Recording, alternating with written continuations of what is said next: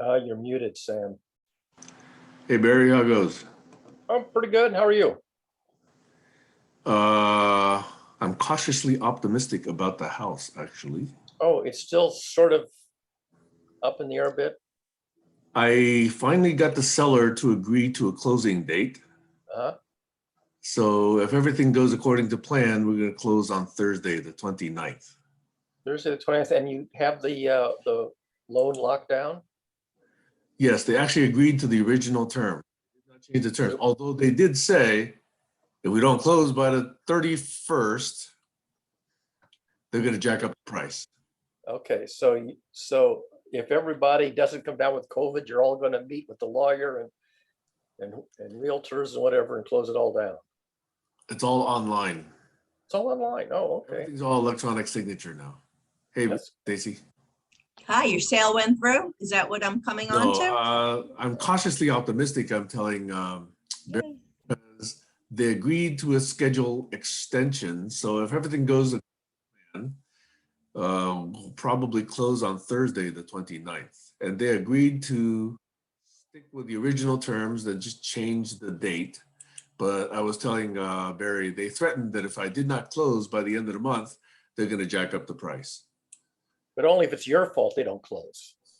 Hopefully they will interpret it that way. Yeah. Well, because if they decide not to, then that's sort of, Right. I don't know, unethical, shall we say? Anyway, so they signed the legal amendment, stating that the date is now the 29th, and they have the original terms. The lender says they're all ready to go. They already got it clear to close. All that's required is that the escrow company send out their docs, and then I drive down to the closing company with a check or send them a wire, and hopefully that's what's required. So I'm cautious. That sounds good. Yeah. So it's up to the escrow company to have the documents available. Yes, and they're supposedly going to send me those docs today.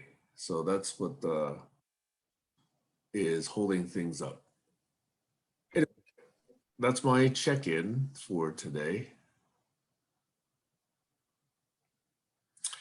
We have an honored guest today. I have someone who actually would like to present a topic subject to all of your consent,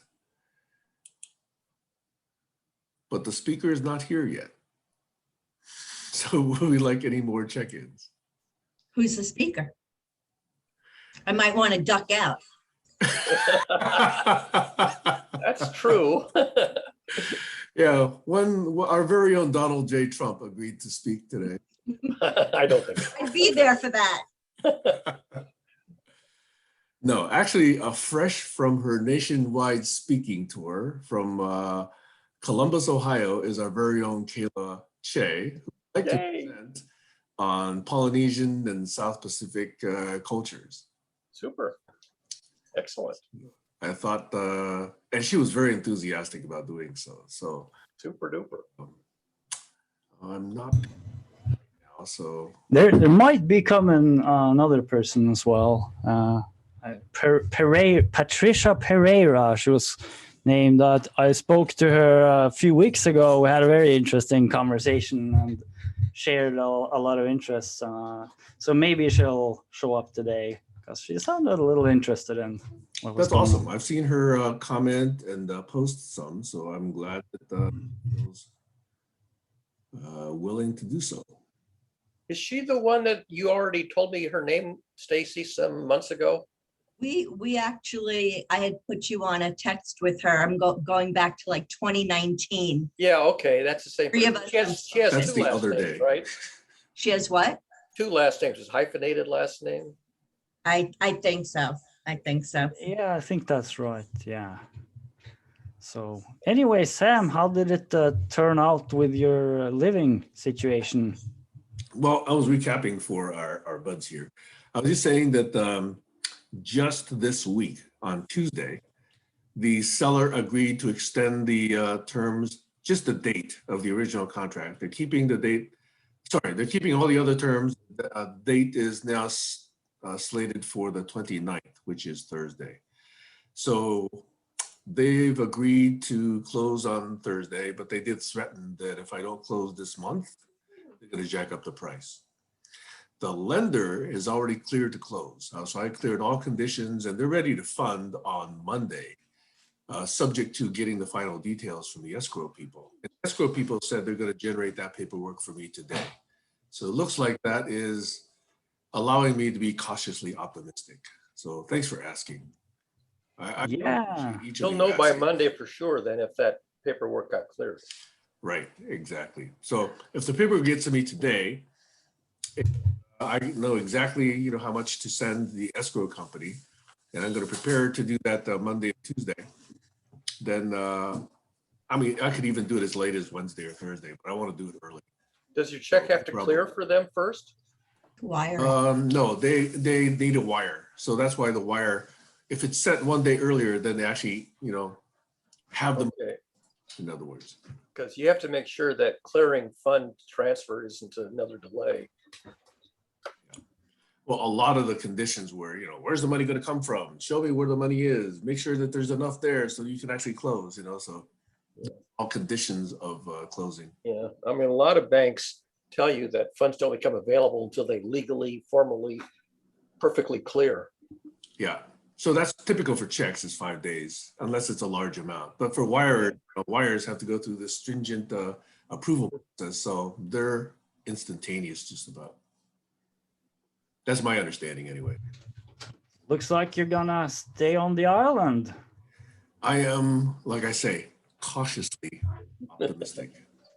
But you know what? One of the first things I'm going to do if this actually goes through is I've not hung up any of my art for 5 years.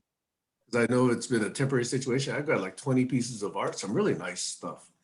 So what I'm going to do to celebrate is I'm going to put art up on my walls, which are like bare. Then you can give us a tour. I'd love to give you guys a tour. I'll put. We've seen your gong. That's right. That's right. By the way, that You gong has can- been very useful. Just AC's laughing. You can I sit said in front of gone. a different picture in different calls, so the art kind of comes into the Zoom meeting. Yeah. In fact, I'll do a tour. I'll do a Zoom session, one in every room. I'll sort of do that.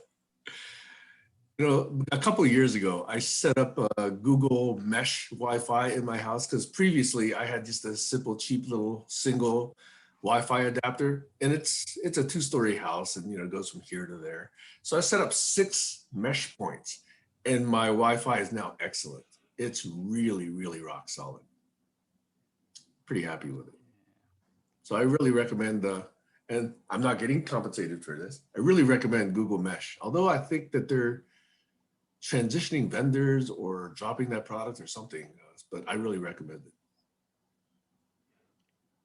Anyway, enough about me, or as the standard line is, enough of me talking about me. You guys talk about me. What do you think of me? Exactly. Okay, so unfortunately, our speaker is not here yet. So we get to still vamp, or we get to pick another topic, of which I'm always prepared to present several.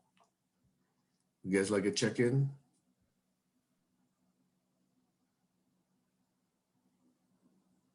Well, I'll just mention that I wasn't here last Saturday, but I saw that you had a 2-part convo with Stacy, so that seemed very interesting.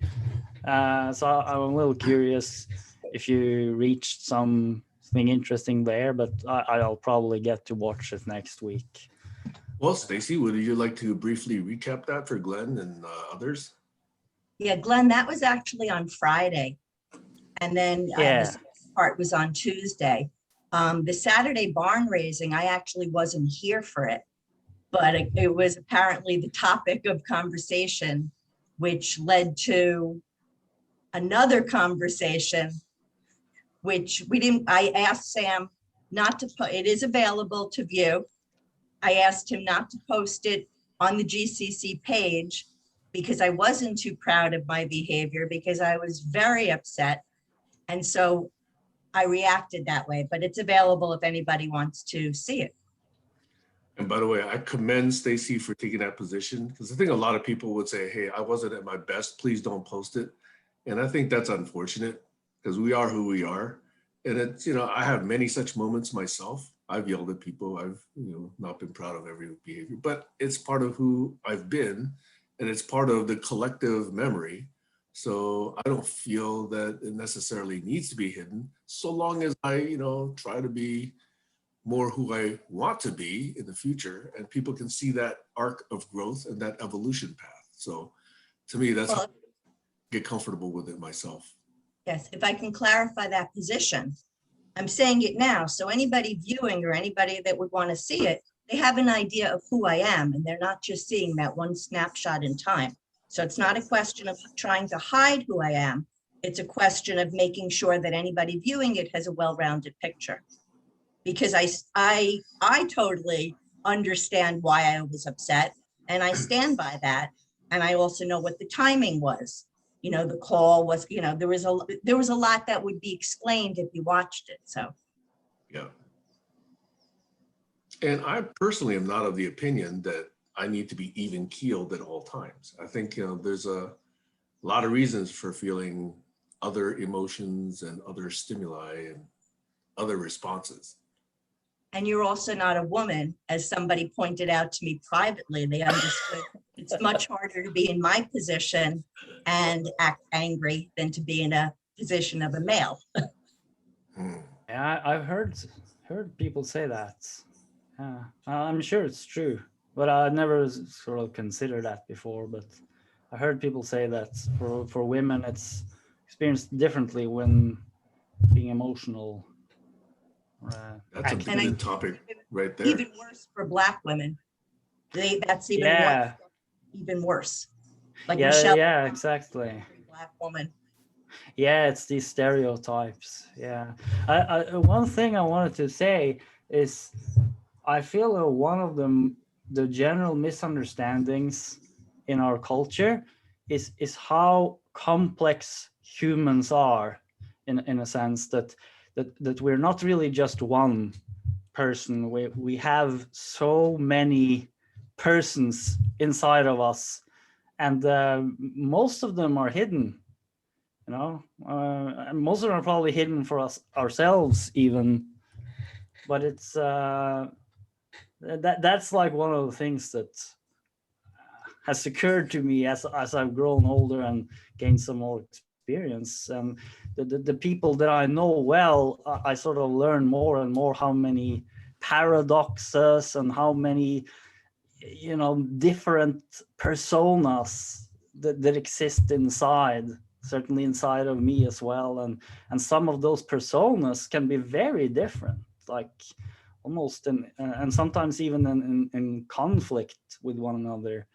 And then there's even bundles of personas, and it's a very fascinating, that's an interesting topic in itself, you know, that just how richer and in a way how much more crazy we are than we think, but also how much more brilliant or genius we are, in a sense. It's also an interesting topic.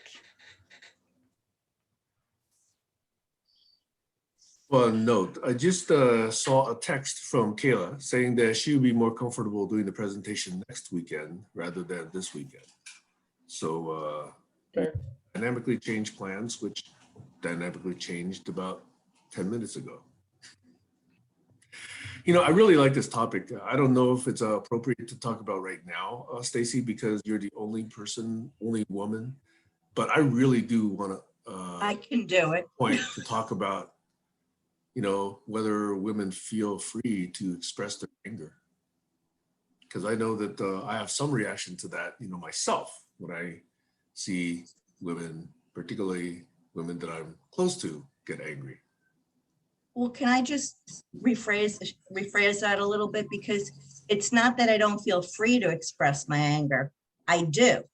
But I recognize that I will be judged differently when people view my anger. Like my expression will be viewed differently than if it were a man saying the exact same words that I was saying. So I still feel free. I'm going to do it, but I know that, you know, there's a consequence to it. But it's fine because that's what I'm saying. I don't care if people that know me if people that know me are not going to be uncomfortable with me expressing my anger, they're going to see it as part of the whole. People that don't, I really don't care about, but I might care. Like I just don't want to put myself in that position. That part I think is similar for men. I don't think anybody wants to come across as looking like an angry person. Definitely. Is it the case that if there's a large body of work that presents you in a more complete perspective, and there's just a moment here where you're expressing some extreme, of some kind, it doesn't have to be anger, it could be anything else, right? That you know that on the record, it is possible for someone to get a complete picture of you. So if they're really interested, they could do that and say, wow, I saw Stacy angry. Let me check and see these other, oh, she's really not that an angry person. This is an exception. That kind of data is available, as opposed to somebody who says, wow, I saw angry person, one time in this one video, I'm going to make a snap judgment. That's an angry person without checking all the other available evidence. I think that's part of, for me, the comfort of having a complete record, a trail, if you might. Well, Alex and Colin have their hand up, but I just really want to quickly say before I lose it is most people are not going to be motivated to do that. And I'm very well aware of that. So I'd rather prevent that situation. Hands. Is it Alex and Colin? Correct. Okay. In what order? I'm actually not very. I didn't think see Colin was the first hand I saw up. Okay, Mr. Kilburn. Bonjour, bonjour. Yeah, this is interesting because I've been playing around with the videos lately, building some, I wouldn't call them knowledge trails yet, but I'd call them search trails. And randomly anything can pop up depending on what you search for over the last years. So, stuff in context with people that aren't even here anymore.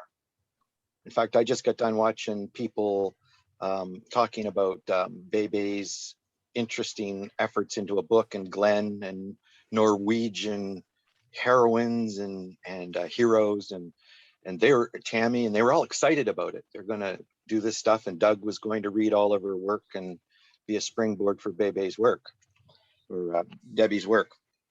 Anyway, it was very interesting that was a thing. And then, we can go back and find all kinds of things, like Teen Congress was a thing, right? We could search for Teen Congress. And so if you want to be malicious and try to win something, you could go back and find all kinds of examples of people on a bad day. And that's what typically people do in politics. And that's not steel manning, that's straw manning. So this work can be used to straw man. And so I appreciate what Stacy's saying. And even with Sam coming, I say Sam is kind of spearheading this effort of barn raising, obviously. And it's got some foundational material that we should pay attention to, our mentors. So that's what I would like to focus on. Like, what are we bringing and why are we bringing it? And usually it has to do with, how our culture are mentors. So whether we're a woman or we're Black or Chinese, or we're going to have a certain cultural way of looking at things, what we're bringing and who our mentors are. And that's what we should, I feel, discussing is, our ideas and why do we think that way? Also, the personal stuff is fun too, of course, because we're a group and we're putting a lot of effort into being and meeting. It's just, I find that there's a whole lot of social talk, but not a whole lot of doing stuff talk. And what I've been doing lately is really brought to me front and center with what Stacy's saying. If I publish a list of 1,000 links into our videos in 50 web pages, it's like billboards to random stuff out of context. It's like whitewater rafting. So it's more for somebody as a tool to look for something that they're trying to piece together out of something they remember, which is what I intend to do, as opposed to a tool just to see a bunch of people talking out of context. And I find there's ways that we might be able to navigate the context back into it so that people aren't just left, hanging with the soundbite. So I don't know. To me, it comes down to the fact that what we're doing here is multiple ideas wrapped in a format called barn raising. And if we just put all those ideas into one big thing and cherry pick from it, like I'm doing with the search tool, it might bring some stuff that you don't want. Like, you know, I searched for that's for sure. I searched for that's for sure. Guess who says that's for sure a lot? Me. So when I'm going through doing this, I'm going, that's for sure. And I, you know, one-on-one with Sam talking blah, blah, blah, that's for sure. So, you know, so it's very interesting what we could do, but I think the exercise is twofold. One, it makes me appreciate to be more prepared going forward to represent myself well and my ideas. And I think that's the lessons. If we don't, we're just going to continue to, you know, conflate all these ideas into an unrecognizable pile that we may not be proud of and get frustrated. So angry, I guess, was the word. Frustration, I would like to highlight, because I think frustration is the unblocking that I think is the GCC business. What are you frustrated about? Like, what are you trying to do and why are you frustrated? You know, what is it in your thinking or your plan of action or your expectations that are being blocked, that frustrate you? Or are you trying to achieve something that's unachievable? Are you being delusional? So, you know, I think we can help each other with those kinds of things. And at the same time, be kind and let people dream into things without just shutting them down. But we can only, you know, have so much time for exploring dreams, I think. How much is it? 95% of your time for some people, 5% for other, I don't know. But definitely, if we can show some fruits of our labor in some kind of a memory tool that we can weave these ideas into a higher plane, I think it would be valuable. Like, I could ask Glenn, you know, did you finish that project with Bebe? Was it what you expected it to be? You know, we could do a whole retrospective and go search, you know, that train down. Like with Glenn and I, the work I was hoping to do was Schmottenberger, how do you pronounce it? And there's some other people. And, you know, also, you know, there's all kinds of messages out there of people that we could bring to the group, our mentors, that speak well for us. And we could, you know, stand on those shoulders and move these ideas forward. That's what I'm hoping to do. And, you know, this, whether we're seen as being angry or frustrated or whatever, I think is a distraction towards trying to get some good work done. You know, if we had a boss to deal with, which we don't, which is interesting, then we'd be looking at this differently. So how do we not take it for granted that we're our own bosses? I guess we're under our own agency. And I'm trying to, you know, dig into that with Doug. Like, what does it mean when you are in this world of awareness? Like, where are the new boundaries? It's hard to map out, you know, without one idea completely dismissing the other. And I think Glenn and I have been down that road too, with the world of possibilities, and atheists and theists go down that road. And I'm sure all kinds of cultures, and Sam saying men and women today, like there's differences, but there's also similarities. Colin?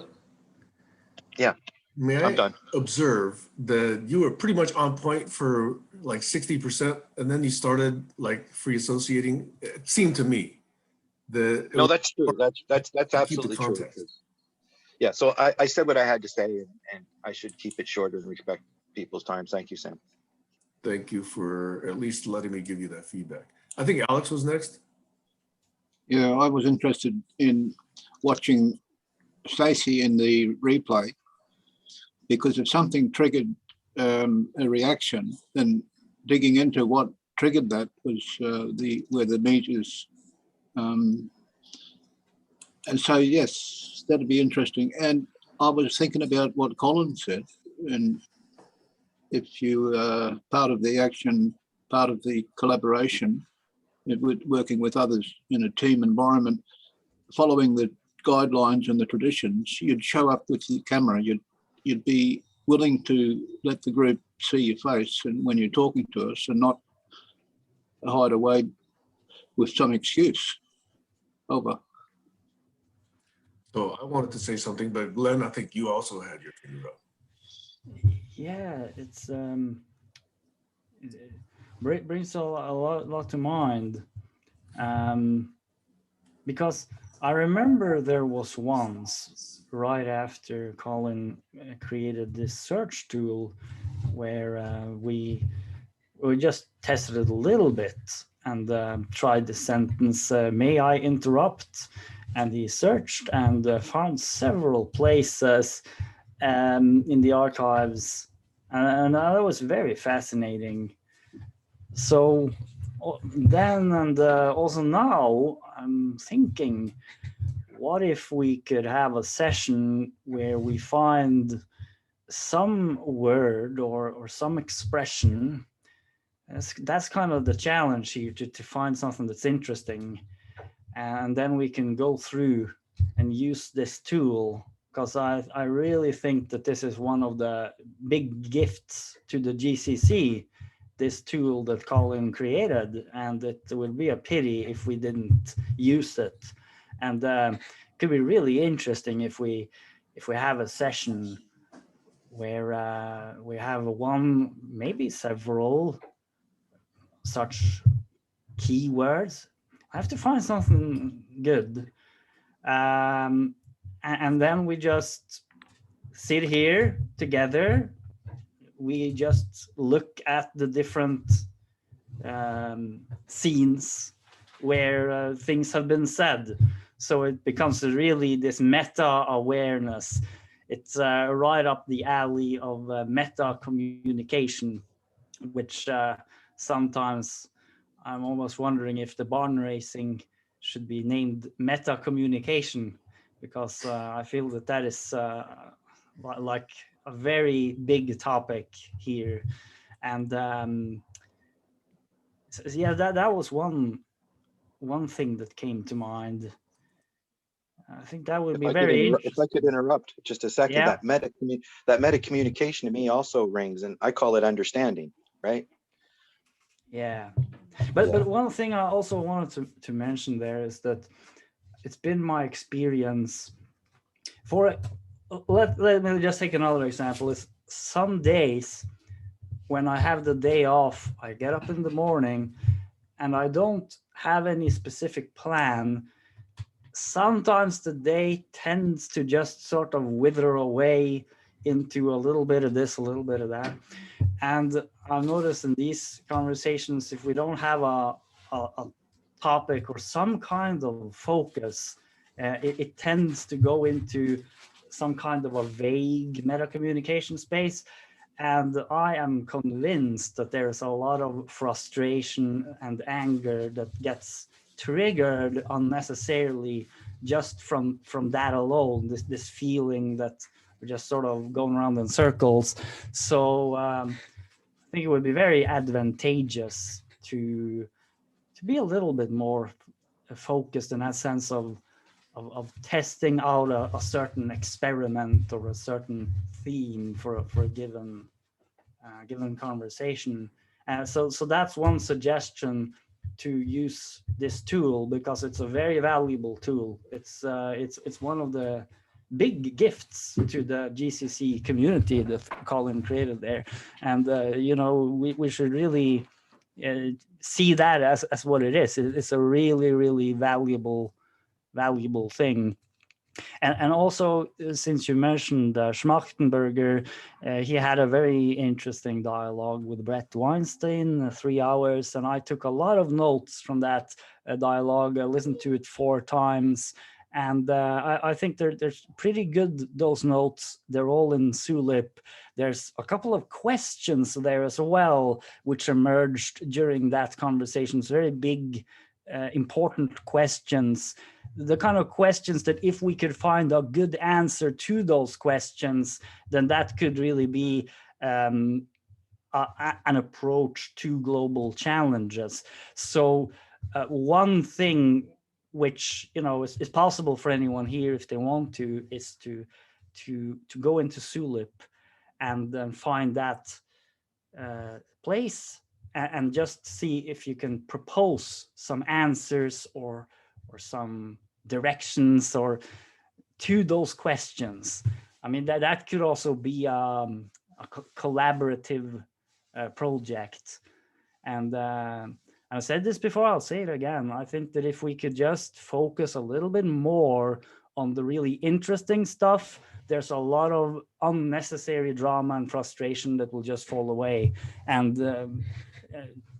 the times when a frustration or something comes up, it's going to be something real. And in many cases, quite frankly, I don't think it has been. It's been more petty, kind of the kind of stuff you get irritated because you're a little bored, right? And so, I think that is very important for this group especially, and I think for these kind of conversation communities in general, just to work on something interesting and just feel that something is moving, even though you don't know exactly where it's moving, right? But there, it creates an energy, and I think it's absolutely necessary, actually. Yeah, that was what I want to say. You're muted, Sam.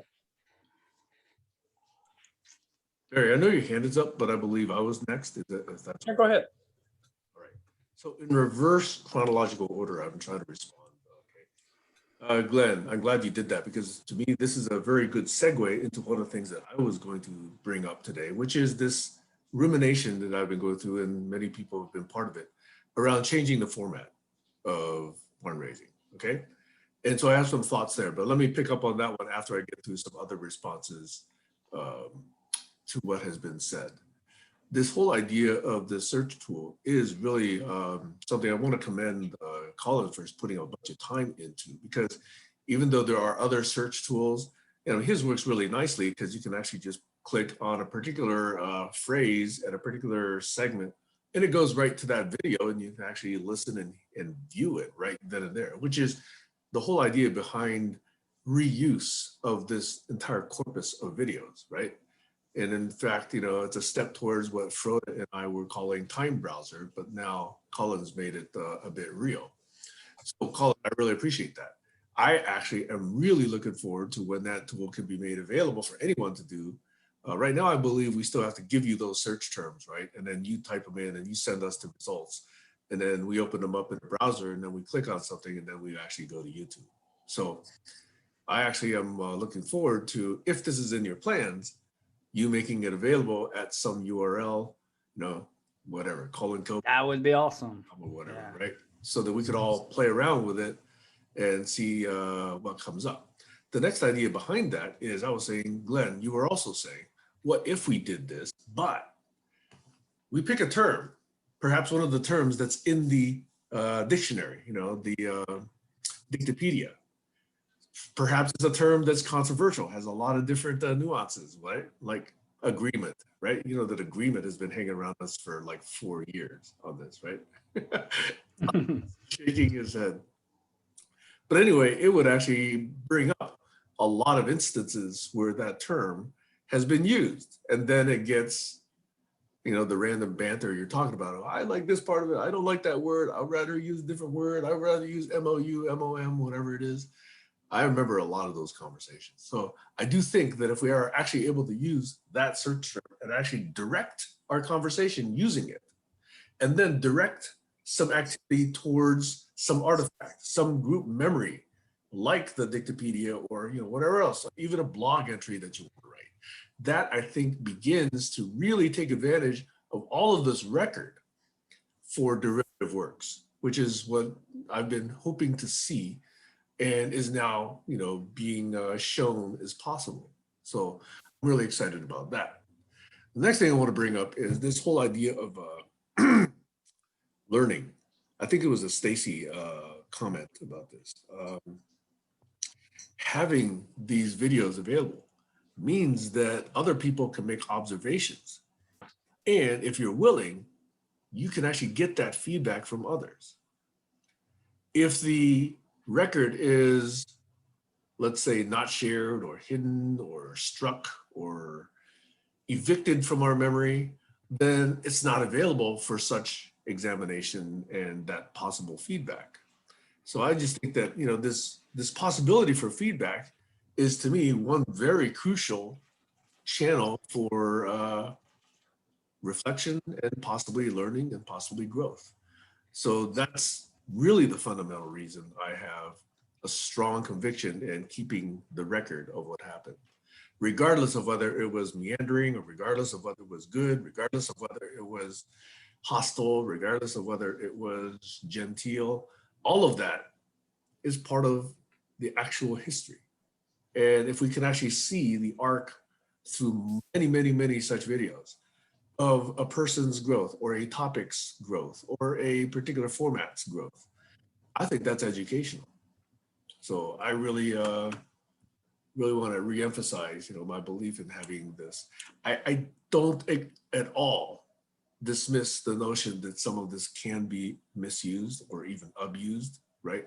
But having the entire record there means it's always possible to set the record straight, quote unquote. Anyway, thanks for letting me respond to all 3 or 4 of those points. Barry, I think you had your hand up as well. Yes, I wanted to sort of say something that zeroes in on what both Glenn and Sam have talked about, and that's constructive uses of the search tool. One of the things that interests me in terms of, what was the word, meta conversation? Was that the word that Glenn used? Communication. Yeah. Meta communication, that's the word. When Sam created this glossary record, it was mainly about terms of art and jargon terms that appear a lot in the GCC discussions and kind of unique to GCC. You don't hear them so much in other conversations. And what was interesting to me that can be resolved and researched with this tool is, who was the first person to introduce one of these terms of art that's in the glossary? How often did they use it? How frequently did they use it? And how long did it take before other people began to use the same term of art, either with the same meaning or with a different understanding? So who's the introducer of a term of art? And who are those who pick it up and reuse it later on? That to me would be a very interesting result from that you could use to research this. Stacy, you just put your hand up. Unmute. Looks like a thumb up, I think. Oh, it was just a thumb up, okay. Yeah, that was my thumb up. I really agree. Yeah, Strong. I mean, that's what I would really like to know is who is bringing in these cutesy or arcane or jargonistic terms, and who is buying into them and who is, not ever using them. I think that would be really interesting meta communication research. Yes, actually would. Oh, I just want to add, though, I'm also saying in a positive sense that, like what Barry, the last part you just filled in sounded like a little judgy to me. I think there's some positive stuff that we could get out of that as well in terms of who introduced and who helps and amplifies something. So there's both. Well, it may not be necessary to look at it in terms of positive, negative. If someone's not picking it up, they don't get the notion. Maybe they don't get the nuances or implications or what is possibilized. But I'm introducing a new word here, Barry. Possibilized, okay? Possibilized. There, Glenn already picked it up. I love it. There's a meta conversation around possibilized. Okay. What does that mean? Made possible, Can you define it just sort of quickly? I can leave it in context. I'll define it next week. Okay, so anybody else? Because I do have that one set of thoughts around format for Saturdays. Actually, we haven't heard from Heiner yet today. I have nothing to say. I'm listening and I'm fine. Thank you. Okay, so Glenn, go ahead. One thing, yeah, it was one thing that I remembered, because we've mentioned a couple of ideas for some ways we could do this, which are really interesting. And you mentioned feedback, and I'm wondering about, this is an idea I've had a long time.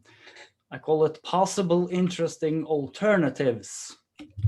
So it's an alternative to commentary, praise, or criticism, which in my opinion tends to often lead to not all that constructive places.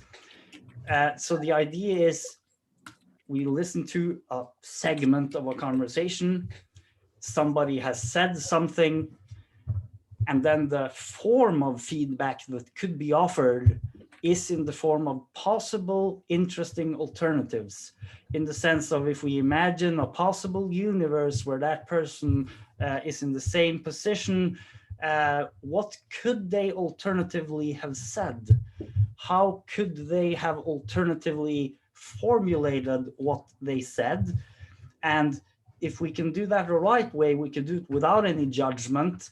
So it's not even suggesting that it's better or worse or anything else. It's just a possible, interesting alternative.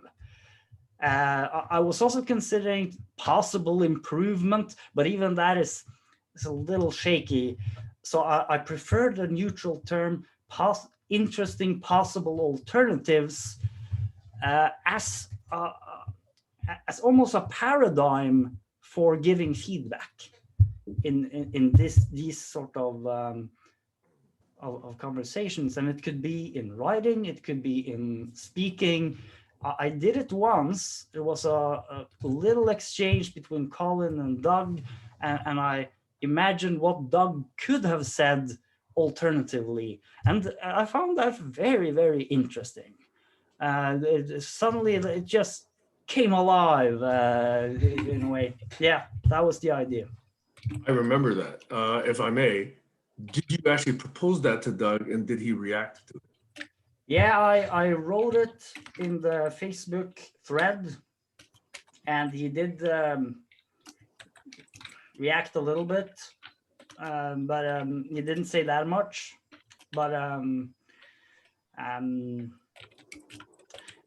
I could have followed that up by reformulating it into a second interesting possible alternative, because the first possible interesting alternative would have ended in a question, and Doug said something like that would have led into a rabbit hole, which wouldn't interest me. But then I thought he could have done it differently without ending in a question, and still he could have transitioned over to the next theme that he wanted to transition. So I'm not going into all that, but yeah, I did one comment on a Facebook post, but I mean, we could do so much more than that. This is a whole field of opportunity here. So some of you, actually, is there any hand up before I interrupt? Some of you may recall that one of the very early statements I made about being on record is that it's fodder for study. And those case studies would actually be stimuli in collaborology. Collaborology is, for me, understanding those dynamics, understanding what happens, understanding what could have happened, understanding how one behaves, how one is triggered, how one focuses, how one defocuses, how one detracts, how one responds, and all of that is secondary or tertiary to the actual topic at hand. But if examined, post facto, ex post facto, there's a lot of fodder there for discussion, just as you're talking about, just as Barry's talking about. Let's look at the meta things about patterns and times, and how long does it take for a term to get picked up by two people, one person, or that it just goes into dev null, and never to be seen again. It's fascinating to me. I really, really, really like the fact that there's expressed appreciation now for having the actual record and the kinds of possibilities that are possibilized by having the actual record. And so I actually have a warm spot in my heart for this conversation and all of you guys here. Over. Alex, you're on. I think Barry.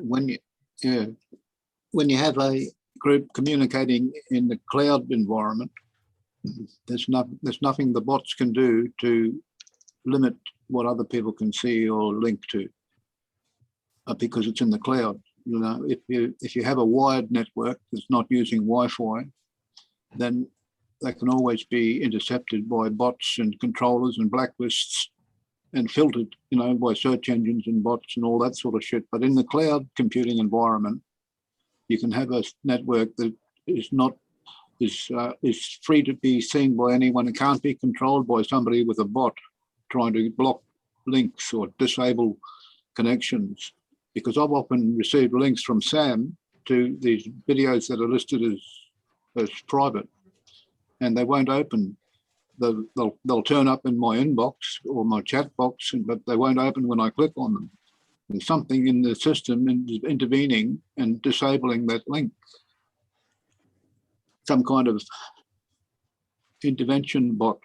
I don't know what it is, security bot or some setting in the system. It's not enabling those links to work. So that's a real issue, you know, that happens when you're using a wired system like I am. I'm connected via the fiber link to the internet, not a Wi-Fi. Anyway, that's my input. Over. Just for the record, I don't understand that statement, but I think Barry and Stacey are both on. Well, Barry's still muted. I just wanted to answer Alex. Alex, I think sometimes what happens, if Sam were to share a video to you from one of his friends who have their privacy settings, that's why you would get that message, because you're not one of the friends he's sharing the video from. Yeah, but you can choose to share a shareable link. It happens on Facebook also. Messenger. Whoever gets that link can watch the video. Yeah. It's a shareable link. Anyway, Yeah. so Barry, did you want to I say just want to something? say Facebook is very erratic in what it permits to go through or what it blocks. And the algorithms that the bots use are totally inscrutable, inexplicable, frustrating. You know, I've had my own, world-class research blocked for no apparent reason. Sam can turn around and mention it and it goes through. Who knows, what the bots are doing to block stuff. It's Vice versa. It's called type 1 and type 2 errors, false positive, false negative. Blocking something that's appropriate and failing to block something that's inappropriate. The bots make these errors all the time. They don't have We have any. armies of people, actually real humans, that are reviewing some of these materials, by the way. No, I've never had a human respond to an inquiry. Never. They respond with form messages, templates. Anyway, anybody else before I start bringing up the topic of alternative barn raising formats? Okay, so here's a thought. For 4 years now, I think we've kind of meandered, I will use that word, towards an appreciation of 3 notions. And I am holding these 3 because I think it's actually quite an achievement for us, okay? One of these notions is focus. Just for the record, another of these notions is shared group memory. Okay. There is an appreciation that's been expressed by multiple people, and the stridency of it, I think, is increasing over the weeks. So, especially with regard to something Heiner said either last week or the week before about having a different format, I was considering the following. Suppose we take each of these 2-hour blocks of time in Saturday, barn raising, and we break it into at least 2 segments. There's the first hour or the second hour, or someone could say, I only need 30 minutes or I only need 45 minutes. And to have the first 25 to 33% of it be a prepared set of remarks, ideally backed up by something written and shared beforehand. So that someone could say, hey, here's this paper I read that's really fascinating, and here's the 4 or 5 key ideas I got out of it. That might take 5 or 10 minutes, and then we allow another 20 or 30 minutes, discussion on it or whatever that seems to generate. And then at the end of the hour or 45 minutes, we say, okay, thank you very much. Let's go on to the second prepared set of remarks, at this time by someone else. And then that person brings, maybe it's not a paper this time, maybe it's a video. They encountered a video, they think it's of value, they would like to, or maybe they created a video. And they say, hey, I would like to see what the group thinks about, the following 2 or 3 points I got out of this. And for the speaker to at least declare what they think a good outcome might be.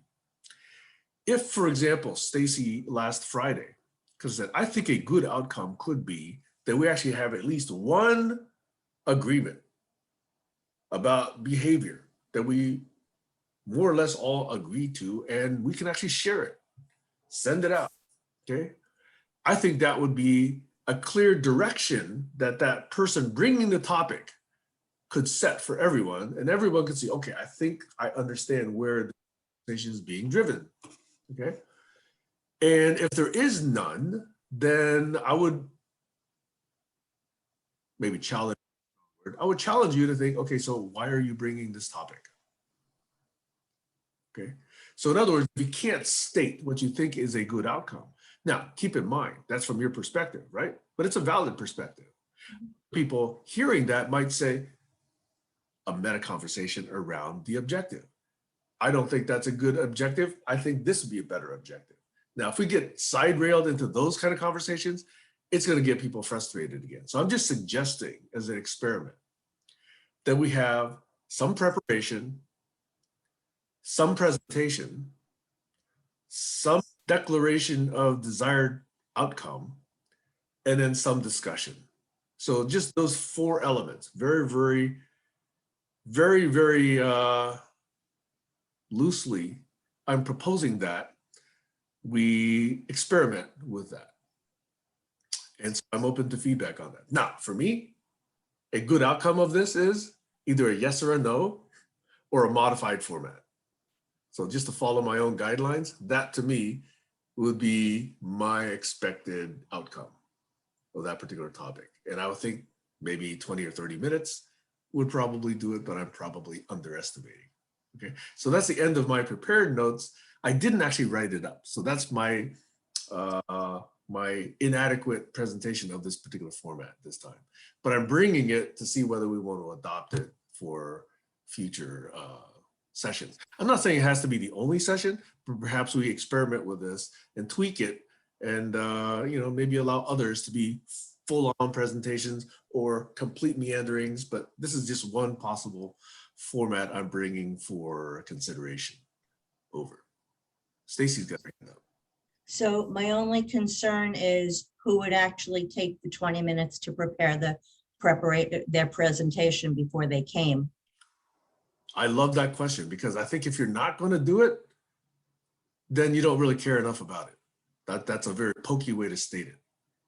Care enough about it? What's it? The actual idea that you're trying to present.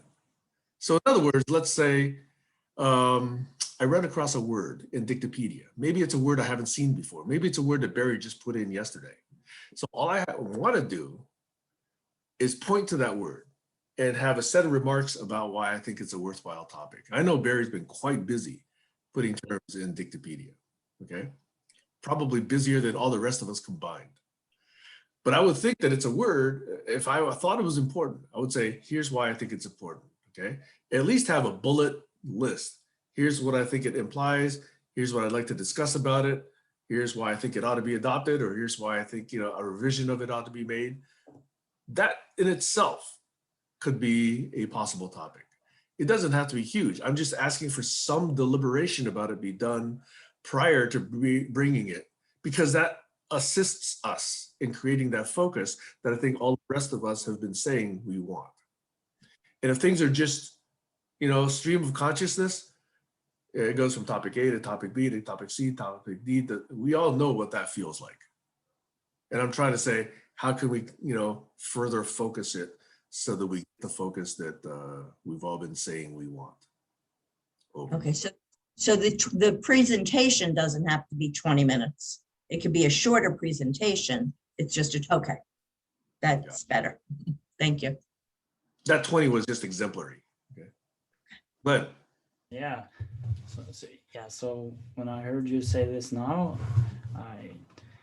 there's many details which I'm wondering about of how this could be done. But I'm going to try this approach, interesting possible alternatives, and try to just say what comes to my mind as most interesting. What if there is in the first hour something like 3, 4 presentations by different people. We can be flexible. Some days, some people haven't prepared something. They may not want to present something. This is fine, but maybe at least a couple of people have prepared something. Could be really nice if you can prepare something that can be said in less than 10 minutes, maybe. It's not necessary, but that would be an interesting challenge. So let's say first hour, how many such presentations could there be? Well, 3, 4, 5, I don't know, something like that. Imagine in the second hour, we try to merge the ideas together into a super concept. That's one option. Another option is, could somebody else reformulate the essential point in somebody else's presentation? Not in the same time, but maybe shorter, like a synopsis. So that would be an experiment in active listening, and it would give certain stakes. That the presenter would want to be understood, and the listener would want to make sure that they have heard the presenter, and that could be among the things that one could do in the second hour. I didn't quite get what was your idea of the difference between the first and second hour, but that's sort of what came to my mind. And definitely I would love the idea of if one could do that, to combine it with something written and use Zulip. I haven't put that much in there yet, but I've been writing on quite a lot of stuff, so I can put it in when it's appropriate. But yeah, how does that fit with what you're thinking about, Sam? Well, let me respond to your question about how the first and the second hour are different. I was only suggesting that we have more than one topic. That's the only purpose for having the first and second hour, rather than the entire hour be taken up again by one big conversation. And it gives a little variety. And so people that didn't get much out of the first one would hopefully get something out of the second one. So it's not like, the first topic, turns a session entirely sour for someone. If that ever happens, okay? I'm not sure it ever happens, okay? And then the other thought that I had that was an attendant to the other suggestion was, if there is such preparation, then at least that person could declare their interest, even a week or two ahead, like Kayla's doing right now. She's going to do something on Polynesian, the Tahitian South Pacific culture. We could announce it. We could actually invite others who are interested in that topic to say, hey, maybe you don't come to general barn raising sessions, but here's one that, might be of interest to you. So make an extra effort to come to that particular session. So that's the other possibility that's possibilized by such preparation and announcement. But did you have in mind that one person should take the first hour or one topic? That was just a rough suggestion, because I think if someone's got something meaty, and it takes about 10 or 15 minutes to present, I find it rare that we have just 5 or 10 minutes of feedback. This forum seems to have a lot of feedback, a lot of opinions on what's presented. If it doesn't work out that way, and we decide that we're going to moderate to actually have more focused comments and focused feedback, maybe it won't take as long. But right now, we've been allowing all kinds of feedback and to be, people to speak as long as they want. Maybe we should change that also. Maybe we should change the nature of feedback, and that we have some sort of way to limit the number of distractions and the length of distractions. I'm not yet clear how we do that, though. Maybe by the way, a lot of this is reinventing what the rest of the world has already known for hundreds and thousands of years. I'm just letting this emerge out of this community. But, you know, those in academia know what conferences are. They know what papers are. They know what presentations are. You know, we're just trying to see whether or not we ourselves grow from an appreciation focus to an adaptation or an adoption of previously known good practices. Maybe not best practices, but good practices. So is this the same thing as we did before almost? It sounds a little bit like the same thing, which worked very well, I must say. But I'm not sure what's the what you mean by difference? same thing. Well, we had a period when we, you know, had focus and you asked those questions at the end. Somebody presented something the first hour, second hour we spoke about it. In the end, you asked the question, did we achieve focus? Most of the time the answer was yes. Sounds like something similar to that, or did you have in mind? Yeah, it's an change? adaptation of that. Yes, it is. Yeah, that's a good format. It works. We know it works. I will actually nominate myself to write this up for consideration. I'll send it around in Zulip, by the way, for feedback. By the way, I like it because, as Glenn mentioned, he did write up a very long article about Schmachtenberger with his responses. I've tagged it. I've actually started it, but I've never actually gone back to go through the entire thing and respond. But the cool thing about Zulip is you can star these things. You know, I'll always go back to it, and it can have its own threaded discussion around a topic. So in matters like this, that's why I prefer to interact in written form over. And Alex has got his hand up, and Colin's visage has appeared. I was thinking about the preamble for newcomers, especially if you've got a format for the show and they don't understand what that format is. Maybe before they're allowed in, they're in the blue room or the waiting room. You should send them a link to the preamble, which is a brief description of the format, so they're in the picture when they show up. They're all ready to go when they show up, and they know that it's 10 minutes explanation, topic presentation, and then commentation in the second hour, a deeper dive, or whatever Sam decides to put on the write-up, the description. Over. Yeah, thanks, Alex. There's a number of associated ideas there, but Colin, did you show yourself for a reason? Is my audio coming through okay? Okay. Yeah. Have to double check these things, all the wires and stuff. So try to keep this brief, especially for appreciation of Heiner and his timers. Very important concept I think we should adopt as well. Being prepared. So on the idea of Schmachtenberger, that's been going on for quite a while. Glenn's put quite a bit of work into it. And I think we vision around the things that Schmachtenberger is talking about, meta-communication. You know, he even mentions the word steelman 4 or 5 times, right? So, so we'd have to put up with this, Heiner, but definitely if it's a good word, we'll take it. And if not, then we'll go tell Schmachtenberger to stop using that word because it's too complicated.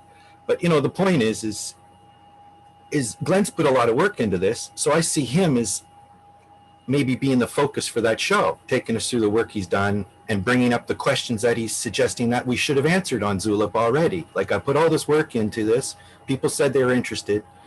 The next thing was what I did, and nobody picked up on the next thing. So if Glenn did a 10, 15, 20-minute presentation on the work he's done and took us right to the point where what's next, I think that would be very valuable. And I can take you where what's next for me today. I've got the browser ready. I can share a screen. I can show you the 4 programs I'm working on and how the people in this room could influence the way it's designed, right? And how we might be interested in it. So when Glenn brings his idea forward, he might take us to what's next, and then it might change because people are now listening to Glenn and they're thinking, yes, Glenn, that's a great mentor. I agree with him. Or Glenn, that is a, you know, Schmachtenberger, for example, somebody might say has some bad ideas for some reason that they could follow up. So, but if we're not actually in that conversation, then we don't know what it means to interrupt. We don't know what it means to defocus because we don't even have a focus. So I guess otherwise, you know, maybe Doug's right. If we have nothing to talk about, we should just be quiet, right? And I think that would make a lot of people happy here, you know. So I'll just end there because I think my timer just dinged, but I can show you what's next for me in a short presentation if you want today or sometime. It's not something that I feel I should make a video for, but I could. It's not ready. It's just in the flow. So I can show you what I'm working on in the flow, messy. I'd rather do that than explain to you my childhood background and my thoughts on religion. You know, if you want to know that stuff, call me personally. Let's get that campfire, Heiner. Let's get that beer, right? I love that idea. But here, it's a different space for me. So we can extend and feel warm and friendly, but what are we actually doing and what are we presenting is what's next for people to say. And one of the things that's next, I think Sam has tried with the terms. You know, if we're bringing words here that aren't being influential, people aren't picking up, you know, or people keep talking about soul. So I'm just going to put it in the terms. What does soul mean to me? What does it mean to you? Is there any reason why we should waste any more time on the word soul, right? And if there is, tell me why. Because I'm willing to be open to thing that's worth my time, but you have to convince me it's worth my time. And I'm willing to give people some of my time to do that. But how much of my time do I give people to convince me, right? So you know, and I kind of know the people that are here and what they're doing. So I know when it's interesting and when it's not to me. But as a group, we can decide that. So the stuff I'm working on is very interesting to me. It seems to be interesting to other people. You know, what do I do to move that forward? Right? That's my question. So each one of us, I would help with that question. Thank you. Briefly, if it's interesting for the others here, I'm certainly willing to do a show on that, or you know, a half hour or something. Just go through some of the ideas of that combo. I think that would be really interesting. I like it. So we have Kayla on deck for next week. We have Glenn on deck. We have Colin on deck for presenting some of his work. And I've certainly got at least 1 or 2 or 20 topics. We've got Stacy, I think, possibly for a follow-on, or is she doing that on Tuesdays, on agreements and behavior. And we got Barry with another trove of courses that he can present. So which one of us, possibly even others, you know, Alex, maybe you have others as well, Heiner, is willing to write up something, give us a link to it so that we can actually announce it prior to the event. Not necessarily next week, but whenever you're willing to do so. I see Glenn's finger up. I've written most of it already, so for me it's easy. Glenn's already got it. He can send around a Zulip link and it's there.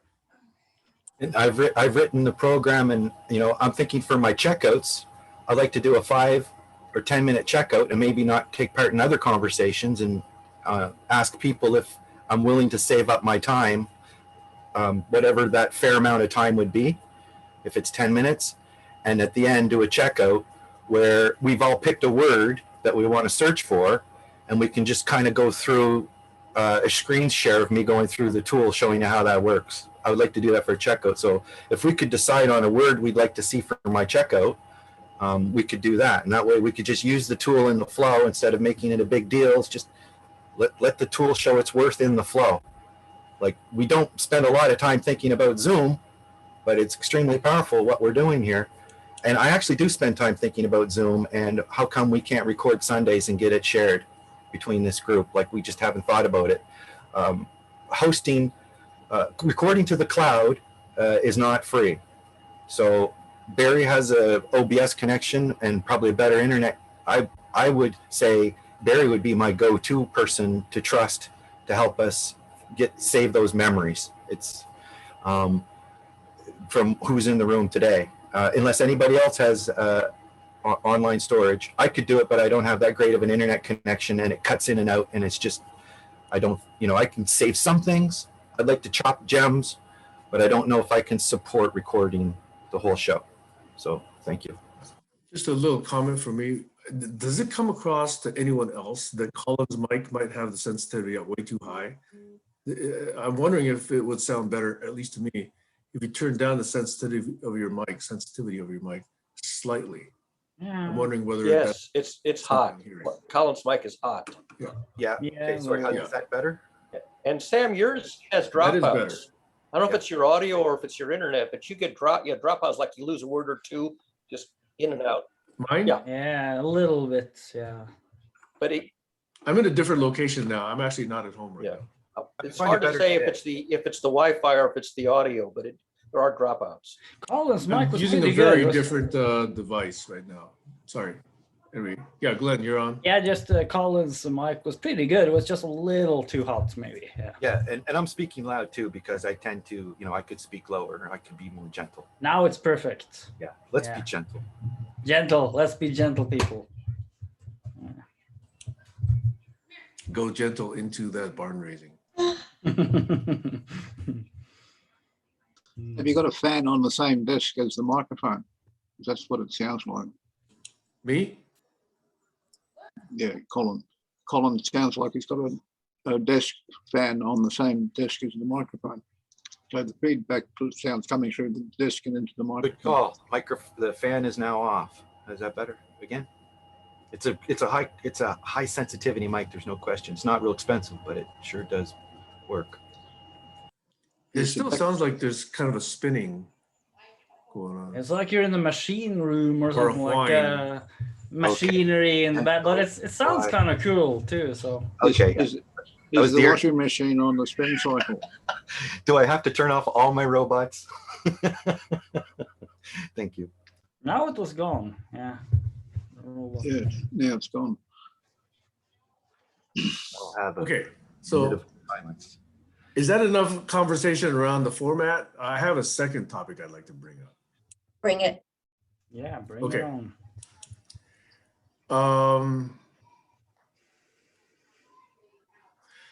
Stacy had expressed, and I'm quoting you because you're here, Stacy, that I might have been a little bit frustrated that you were attempting something that I had tried to attempt. And I'm curious to say, okay, did that really come through as frustration? To me, I think there was some frustration in there, but there was also a lot of amusement in there. And I'm just wondering whether it was necessary to call it frustration. It's a minor point, but again, I bring that up because I then subsequently posted something in Facebook about frustration, as in it's the world not doing what I want it to do, okay? And I knew it would draw this feedback. I knew that people kind of believed that I was frustrated if I posted that notion of frustration. I actually wasn't. I was just bringing a perspective on frustration. I wasn't necessarily frustrated when I posted that thing. So the frustration theme has come up twice already this week for me. And then we actually hear it again today, that there is some expression of frustration around repetition. And I know that we're all kind of familiar with that. I'm projecting here now, okay? So I'm just bringing this up as a interpretation / feedback / assumption / projection kind of theme, because I think frustration seems to bring all of that out over. Yeah, Stacy. Yes, I just want to respond. My remark about you being frustrated had nothing to do with a Facebook post. It had to do with a Zoom call. And if we go back to the transcript, you'll be able to look at yourself saying, now I feel triggered. So those Yes, words, I do say so that. those words to me seem clear that it's an expression of at least some degree of frustration. Okay. Can I actually explain that slightly? Wait, Okay. well, let's play a little here. Why do you feel a need to explain it now? Is that Because I take feel away from the misinterpreted. focus of our call? No. I do. Ah, It's this entire larger theme of being misinterpreted.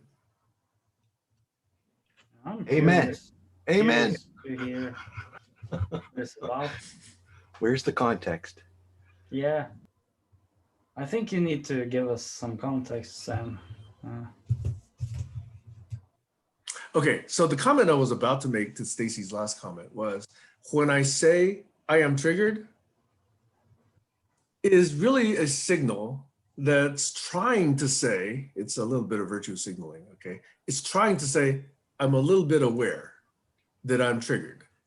And I'm trying to communicate it as a signal of some awareness, not maybe complete awareness, just some awareness, okay? So there's a little bit of that. And then there's a little bit of it done tongue in cheek. In other words, I can say, hey, I'm triggered, so that when I say something, people are kind of prepared for it being slightly pokey. And I also use that word also, you know, that I can be pokey at times. So that was what I was about to say in response to you, Stacy. Yeah, so it's interesting because even if, so let's say that that was your way of just like signaling, that's actually something I'd want to dig deeper into, because regardless of the level of frustration, there was something that I saw there that occurs in a lot of people, which is I tried a certain way, I didn't get the results I wanted. If somebody else tries a different way, that's going to upset me. And yeah, I'll stop with that because otherwise I'll go into what my presentation might be about. That's an Yes, interesting no. topic there. That's a good one. I get that. I get that implication completely. And there's a little bit of that. I have to. That's an interesting thing. It's like if I'm really interested in something and I've tried to do something and somebody else is trying to do the same thing, that can create a lot of interesting reactions. That's interesting because that's what collaborology is all about. Exactly. Exactly. It sure is, yeah. Exactly. By the way, I never call myself an expert collaborologist. I call myself an amateur collaborologist. So how many of you have heard of Richard Bartle, other than Barry, who sent it to me? So he, and you'll correct me, I'm going to say it very simply, but he studied people that played in virtual reality worlds and basically divided them into 4 different groups of people.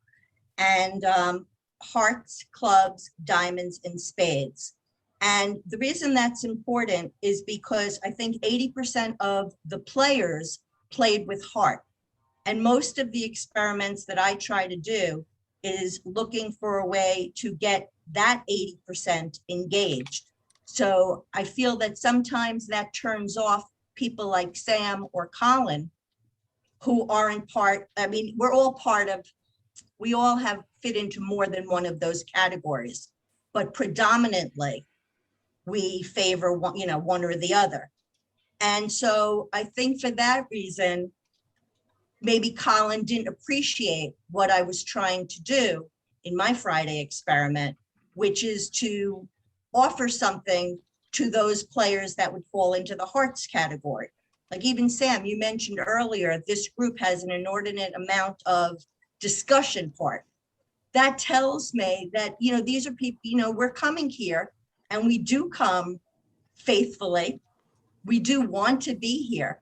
There's a part of us that wants to contribute and discuss. So in my experiment, I was approaching it from that angle because I don't want, like Colin said, you know, Colin sounds like he's begging for time. I'm not begging anybody for time. If you want to show up because you find you're going to get something out of it, whatever that might be, that's fine. And I do believe that there's always a way to find something in every situation if you're looking for it. And with that, I'm complete. Thank you, Barry, for putting that in the chat. I think it's really important. I just say that the reason I knew about it is that I was one of the co-founders of one of the communities that he was referring to, and he even cites a summary article that I wrote. He cites me, and if anybody wants to find the item he cites, I have to give you the current URL to it because it's a long obsolete FTP link that he gives in the article.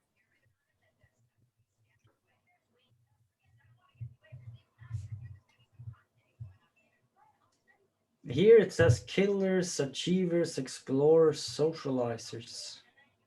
Huh.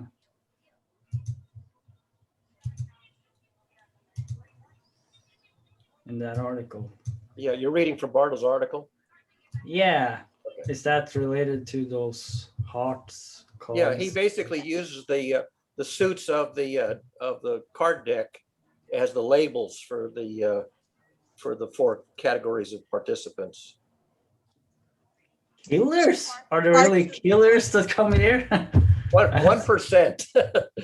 What 1% of the participants are sort of trolls or jokers. It's like it's like Batman.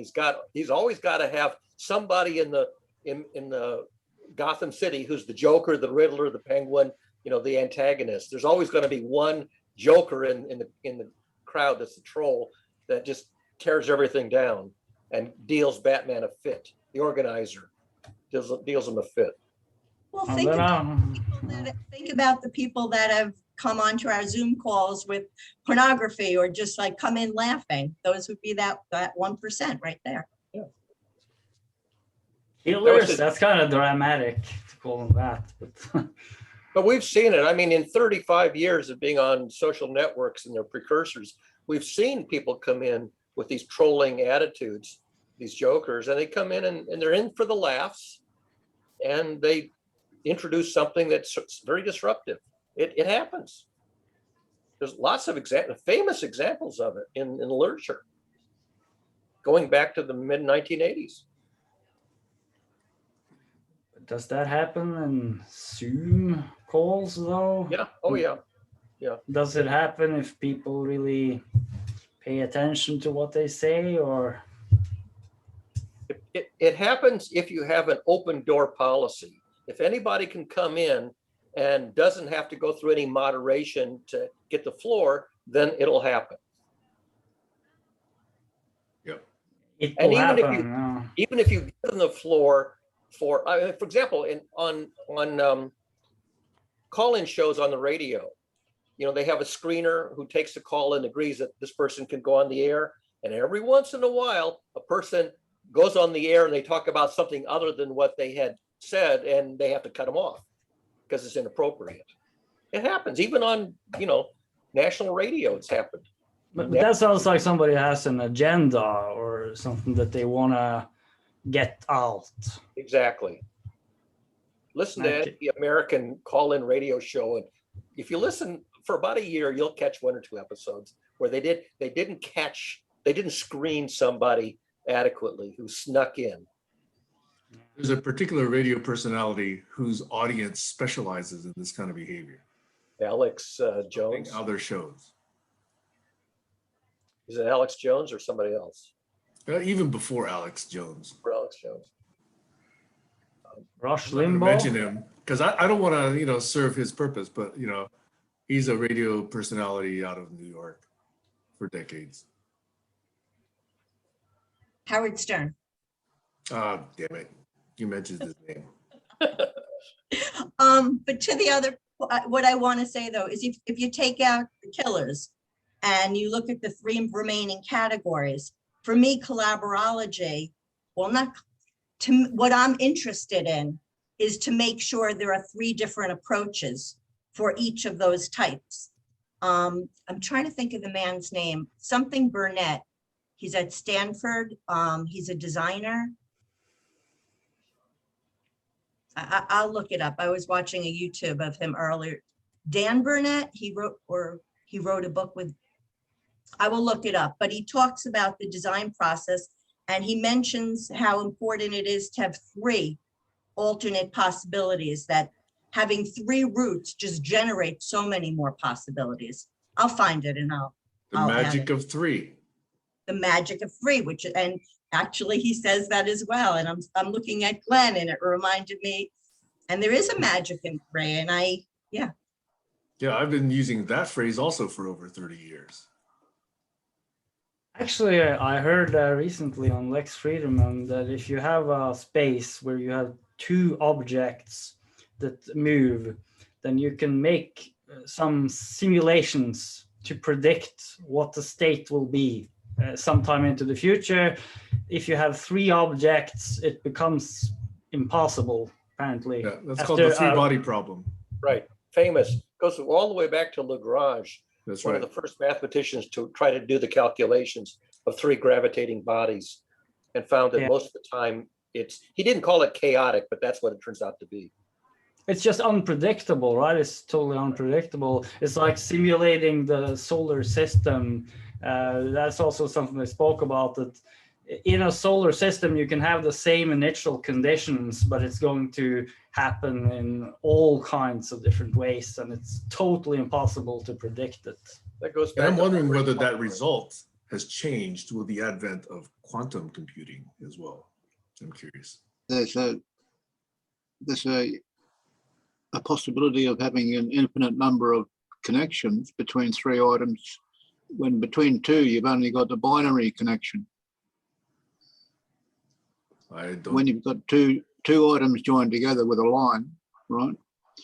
And there's only that line is joined from one possibility to the other possibility. There's only 2. But when you introduce a third point, that point can be anywhere. So in relation to the other 2, there's an infinite number of possibilities. Over. Yeah, quantum computing is interesting, Sam, because if you do simulated quantum computing, you can maintain perfect entanglement forever. They age in perfect synchrony. But in real life, if you have 2 twins which start out identical, they do not stay in perfect synchrony. They age independently, so they decohere. So in simulated quantum computing, you can have no decoherence, which is fabulous, but it's very inefficient because it's simulated. Real QM, you get decoherence in about 100 milliseconds.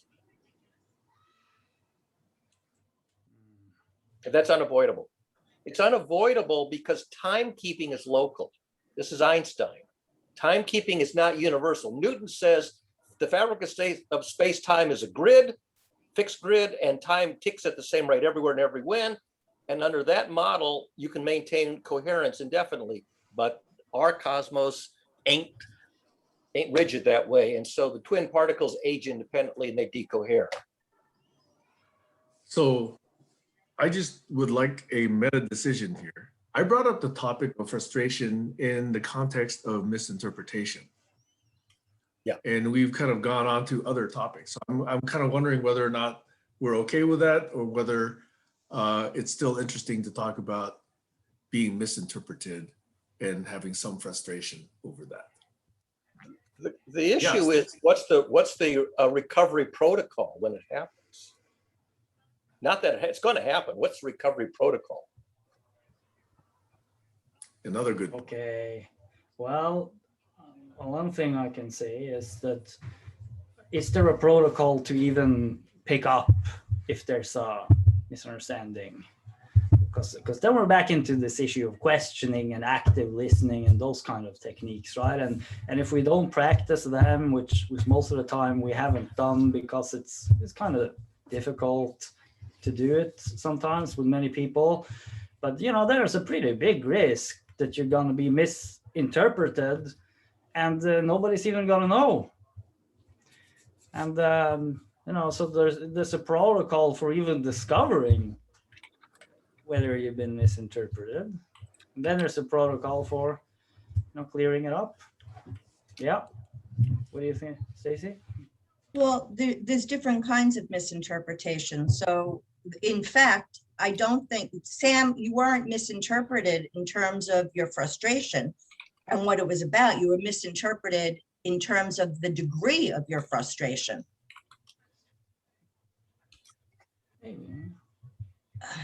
I think that as far as the degree, maybe if it's that, maybe that has to wait till the end or it will distract. But if you're misinterpreted in terms of your meaning totally, then I think you have to address it immediately. Just like Heiner has used the word triggered, and he hasn't always meant it as in a frustrating way, which I pointed out once. He meant it as a motivated way. Now I'm triggered. Now I'm motivated to go and do something. That kind of misunderstanding has to be addressed immediately, not the other, I don't think. Well, I Well, think that's, My immediate reaction is then I do that also. let me just add what there's nothing wrong with doing that, and it's a natural inclination for us to want to do that. It's when we keep pushing on the point, it's sort of like defending ourselves more than we need to. And that's a deeper kind of conversation in a separate place to have, in my opinion. Alex, then me. I've got an opinion to add to that.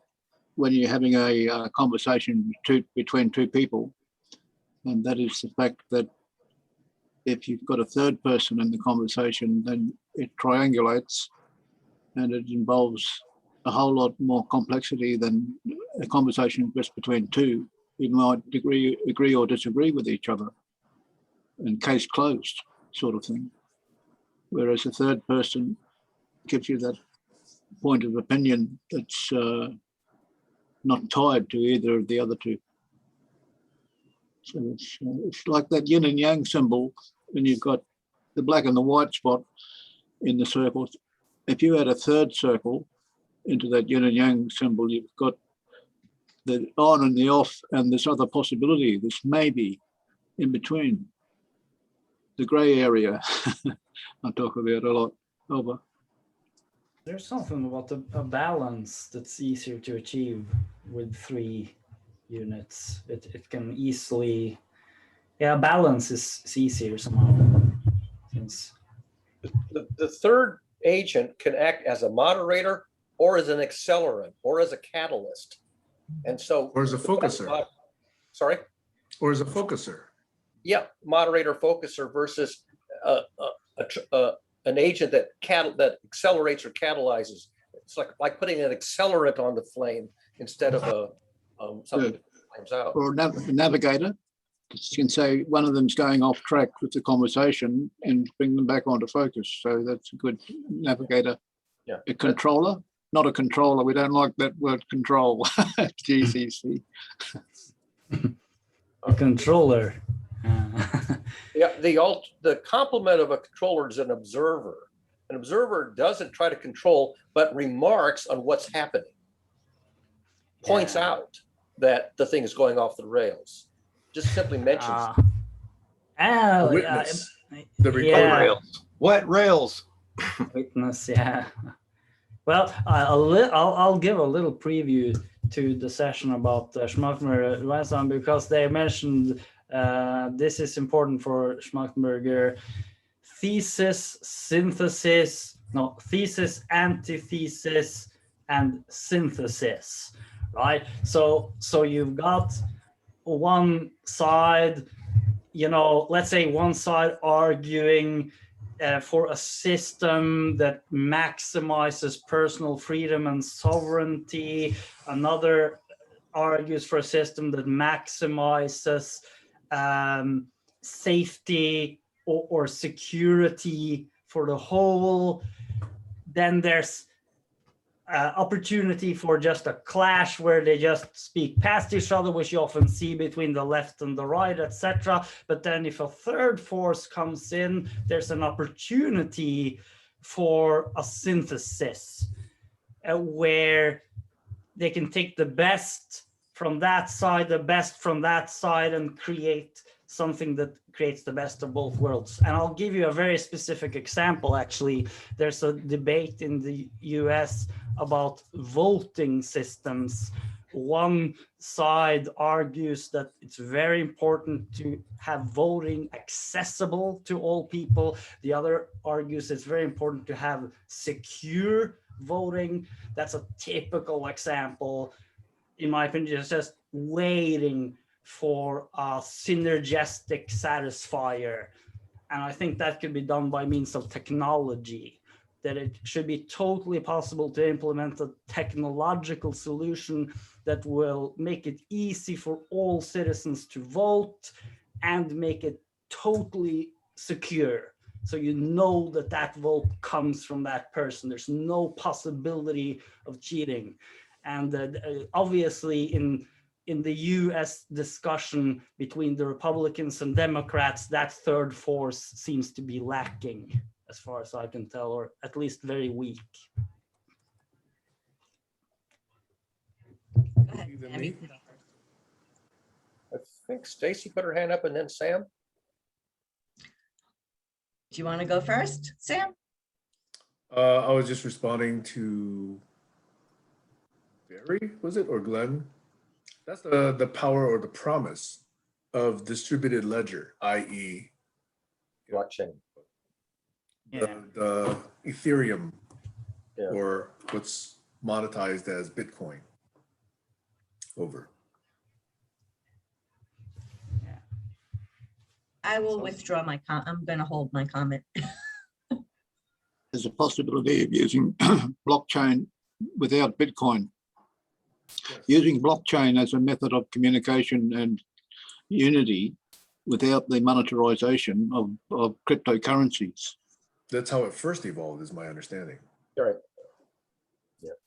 So you can separate, there's two different things. You can separate them. When you confuse the two, it brings up this idea that it's not going to work. But if you separate the two, it's possible to have a network operating with a reward system that strengthens or weakens a person's value, token value, with a blockchain connection and no crypto mining involved. You can have a cryptocurrency, but it's not mined. There's no algorithm to have to churn out. You don't need the hashes. You only need the hashes for your security algorithm to identify the member's position on the blockchain. Over. Yeah, I can't hold my comment back. I want to respond to Glenn. Bring it because- on. No. What, Yeah. you know, what you're saying is perfect. I agree with that. However, with the example that you used, and this is what happens sometimes in conversations, I don't believe that we don't have an issue with security. That's been a fraud that's been perpetrated. So if that were a legitimate concern, then the process of synthesizing a solution for both would be perfect. But if somebody is looking to disagree or looking to not do that, I don't see how that's going to work. And that's what happened with as far as election security. Otherwise, you'd see some arrests. You'd see some arrests for fraud, and there aren't any. I know that, but I'm still sure that there's a potential to make it even more rock solid, secure, just to remove all doubts, and that could be valuable in itself. Yes, and I guess Even- I guess the point I really want to make is I'm not really sure how genuinely concerned people are about that, or if that just hasn't been the way they've been, you know, catalyzed to become emotional about leading the charge for what they would like to do, which is really to suppress the vote. Okay, but then at least you will address the concern, which is publicly argued, and you will address it powerfully, and I think that would be very valuable. So if they don't really mean it, that's their problem, right? But at least you've addressed the concern seriously. But that's a whole big discussion, of course. Just also want to mention blockchain as possible open source science. Schmachtenberger mentions that in that dialogue. That's also very interesting. If you could have a ledger where you could track all the data of specific experiments, and you could track everything back to its source. So there's that's really interesting, I think. You know, the possibility of open source science. And by the way, that key idea of evidence being tracked all the way to its source was what Doug Engelbart was working on with NLS and Augment. And now, he didn't build crypto into it, but that was the fundamental notion.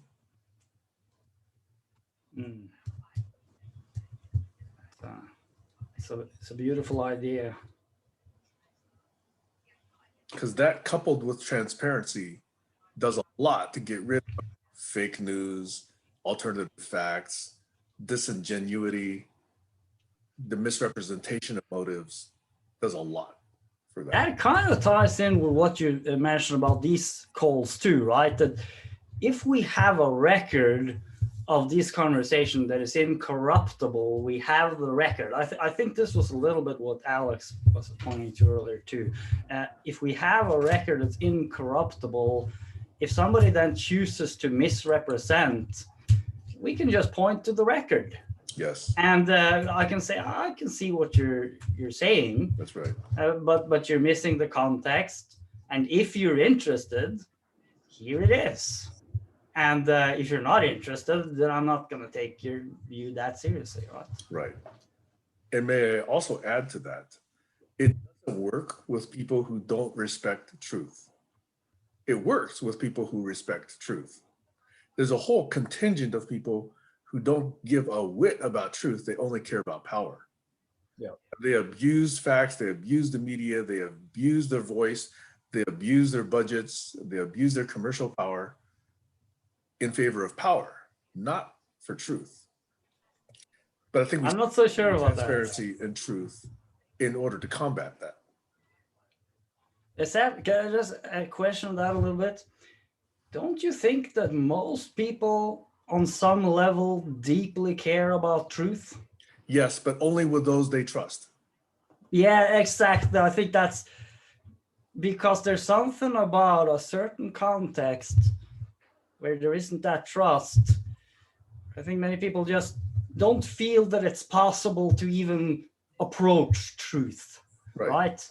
But on a deeper level, I think we all humans have a deep respect for truth because we have to deal with it one way or another. Truth, just in the sense of reality as it is. If we didn't respect truth, we wouldn't have survived. A lot of them didn't. Darwin says a lot of them didn't survive. Oh, but there's also another issue here. You see, I think this is really interesting. They talk about truth and fitness, but there's a certain category that's often missed, and that's the self-fulfilling prophecy. That if you believe in something strongly, that belief itself can change reality. And that's often missed by those who speak about truth, because they speak about truth as if it's something static, but it's not static, it's dynamic. We can change reality. So if I believe that I'm gonna have a really good day today, that this day is a good day, it's a pretty big chance. Truth, though, Glenn. That's not a truth. It's a feeling. I think this notion of truth is again overloaded. Because I believe in the phenomenon that you say, approaching the day with a different outlook definitely affects how your day is going to quote unquote feel or go. But the other notion of truth is this idea where I'm going to trust my neighbors because they're my neighbors and I go to their barbecues. And I don't trust those quote unquote scientists because I don't go to their barbecues. Okay. There's that notion of who you trust. And unfortunately, it's way more prevalent. And I think I have an earlier rant on record, and Colin could probably find it, that the progress of civilization has made it possible for idiots who otherwise would have died off to have survived because we provide them all the food and care and warmth and medicine and whatever that they need. So the barrier to entry of life is much lower now that all these quote unquote advances have been propagated by those who have understood the way the universe works. So all those idiots are now surviving and giving opinions and voting, where generations and eons, they would have gone by the wayside. I think I've been, ranting on this multiple times over. Has anybody got the hand up? Can I go? Go ahead. I'm thinking about the narrative and how it changes over time between the seasons almost, and the fashions come and go, like bikinis and long shorts. But the thing is, people like Hitler had the trust of the people. They were able to convince the whole country to go to war and fight the Polish and the Russians. And he had that charisma and the belief in God, that they were Christians.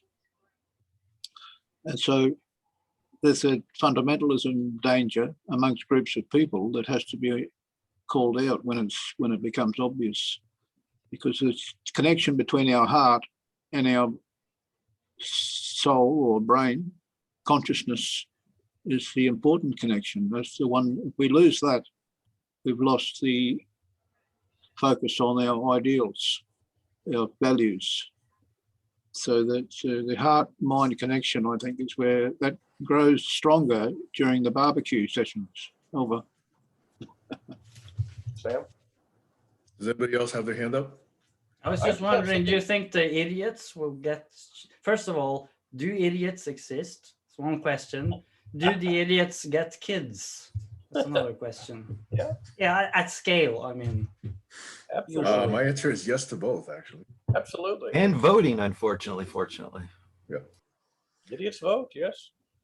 Hey, so I'm just noting it's about 15 minutes before the top of the hour. Unless there's objection, I'd like for us to adopt, at least in experimental form, this new format for next week. We have Kayla on deck. She knows what she's going to talk about. I'll ask her to summarize it briefly and we can announce it. We have a number of other people who've indicated interest in topics. We've got Glenn with Schmachtenberger's 3-hour video. Does anybody else want to write up a quick synopsis of the topic and the desired outcome and a requested block of time, whether it's 10 minutes, 20 minutes, 90 minutes, whatever? Would anyone else like to do that? And we try this format experiment for next week.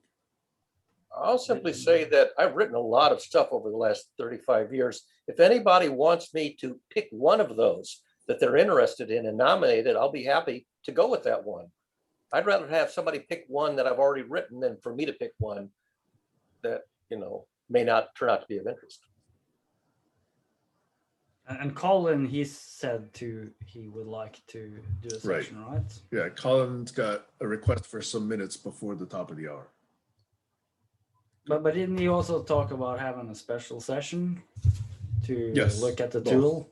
Yeah. I think that would be very. But I'm interesting. specifically looking just for next week. Okay, so who actually is ready to step up and do it for next week? I could do it for next week, but is next week Kayla? It's Kayla, but I haven't yet asked Kayla. Kayla, did you need the whole 2 hours? Sorry, Kayla has her hand up. you still there? Yes, she has her Yes. hand up. Hi. Yeah. I've been listening to everybody. Well, before I say anything, what exactly is this format again? Can you just summarize it for me? Make it Okay, so simple. format is in order to bring a little bit of focus, and hopefully other people keep me in line, that we have some designated person who's interested in presenting a topic, such as you, okay, with something that people could review, either a short write-up or a set of bullets and an announcement, or even an existing video or an existing article or something that can be shared and people can actually think about and review ahead of time. And then a desired outcome. Like what would you think would be a good outcome of this presentation? Is it that people are called to act in a certain way? Is it that they learn something about a particular culture? Is it that they treat somebody differently? Is it that they, whatever? Okay, is it they themselves write something? What is a desired positive outcome? And then we actually stack 1 or 2 or 3 of these up for a given Saturday. And if you, for example, if you want to take the entire 2 hours, that's completely okay. I think you had mentioned that it could take that time. And then we actually just stack up people for upcoming Saturdays. So that is the experiment that I'm suggesting that we undergo. Okay. Yeah, I'm happy to write something up, a series of questions. I will need the 2 full hours. I already know what I'm going to say. I already know what I'm going to ask. And since you guys are curious about the topic, it's not entirely about the Polynesian culture, but it's just kind of looking back at my presentation in Ohio and what I observed, how people took the culture in. And I'll give you an example. They didn't even know that the rest of Polynesia existed. They only knew that Hawaii existed. And these people were in their 70s, 80s. So, and it's a red state. So there's a lot that I kind of want to kind of want to share. So yeah, it'll be about 2 hours. And I'll give you something, Sam. I can email it to you or what. And I have slideshows and it'll be fun. And I'm going to ask everybody questions. Awesome. Over. All right. We have next week locked down.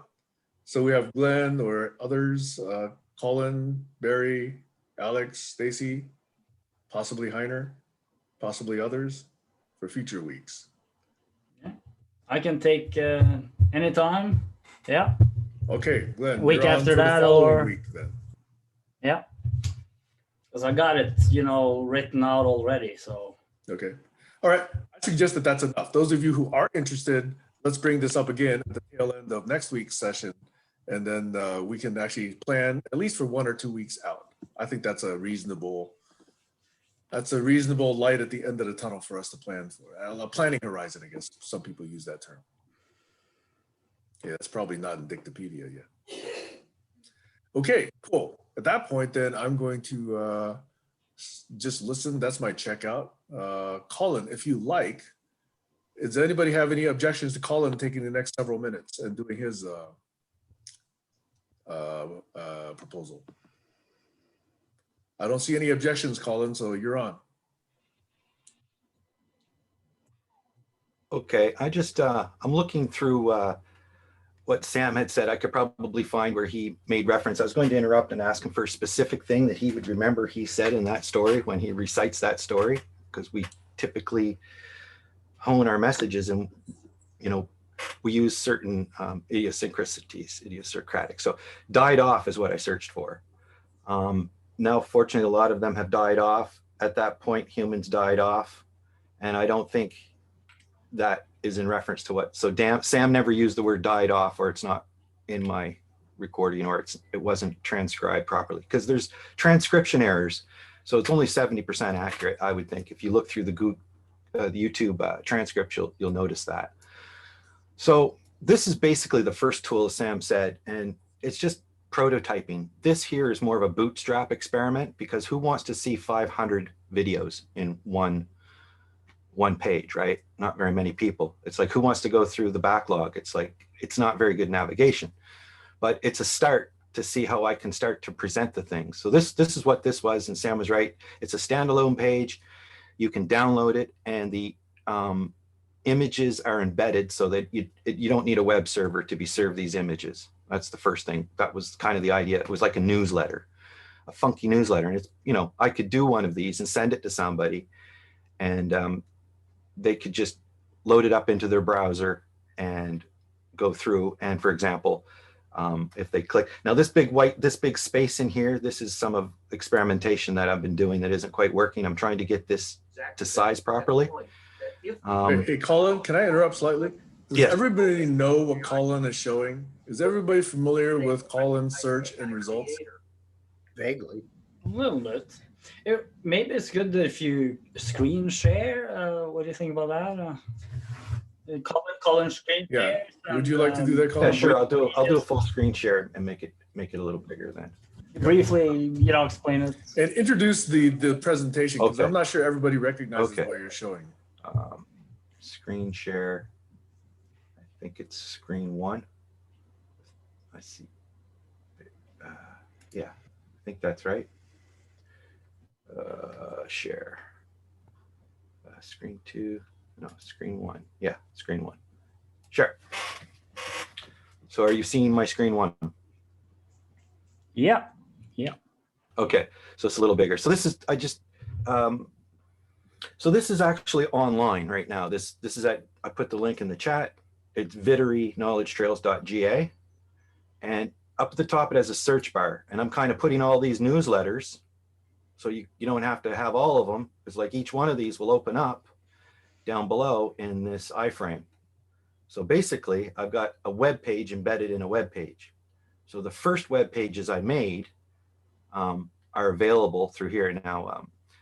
It's kind of funky with trying to get it ready for mobile, but as you can see, it kind of, and I'm doing some weird stuff. Like this is an overlay here. Anywhere you click on this overlay, it won't do anything because I'm putting buttons, right? So this is all experimental, but if I go up a little bit, I can click on it. but this video is not hooked to the search. This is just hardwired into the top, but this is the idea what's going to happen. So let's go down. First of all, let's look for one of the GCCs that has a lot of matches. I just did frustration today and put it up here. So frustration's brand new from today's search. So you can look here. Maybe we can click on this one. Imagine that his frustration had built to a level where he Whoops. just exploded. I've been listening to him for 7.5 hours. That's about, You both should have gotten off. yeah. And so, so that's all about me, unfortunately, and how bad I am. That's the beauty of this tool. It's indiscriminate, and I'm not trying to discriminate, but I would like to try to present our best, not our worst. But anyway, the point is that as you click on these, they'll play for 10 seconds. That's hardwired because there's, it's just, we're just experimenting. So you go down, this very, very bad presentation today because it's in development, but I'll clean this up so it'll be a little better for you guys online. But here's another one. Like, Barry's frustration. So what's this going to be about?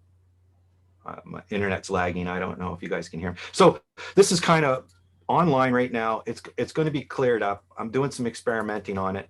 So you guys are looking at the alpha of stuff. Uh-oh, that's me again. My frustration meter was starting to go up too because, I heard signs of anti-vax. Anti-vax, yes. So we were upset about the frustration about anti-vax people spreading anti-vax news, whatever that's worth. So to move a little further, here's the next thing I'm working on. This is something I talked about with Stacy long ago that I want to build. And I've overlaid these buttons on top of the video so we can mark and park, so we can end up having these links down here. Instead of me searching for them, we can actually park and mark them ourselves and load them into a knowledge trail that didn't come out of the search tool, but came out of people watching the video and saying, oh, I like this section, mark this. And so that goes in, and then all of a sudden, that's a human generated knowledge trail as opposed to my search tool generating the knowledge trail. And then the next thing is to have this hooked up through a, what you would call a shared link, so that, let me see if I can find it. Yeah, the shared link. So let's just play this. Now I have things coming over this video. This whole place here is blocked. This is just a regular YouTube frame, but I have an overlay here. So you can't click anything here. It won't do anything. But if I go over here, look, all the ads and all the stuff comes up, right? But if I come up over here, nothing. So I'm working on ways to, sort of jerry rig it so we can use it without being, and like right now, if I wanted to mark this point in the video, I could say, oh, look, Glenn is talking about something I'm very interested in. Boom, mark it. And then he's done talking, then I could end the mark. And then that would go into a knowledge trail. So that's one of the ideas. And so hopefully we can get together a couple of people at a time, because I don't have the money to support a Zoom server, but we could actually watch and pause and play the video at the same time while we're going over, or it's getting a little loud, while we're going over, basically doing a retrospective of what it was. And I think this was part of what Stacy was trying to do with Sam, going through a video and trying to see comment on the video. So this idea of having retrospectives and going back and commenting on things that we found that we would like to highlight is a great idea.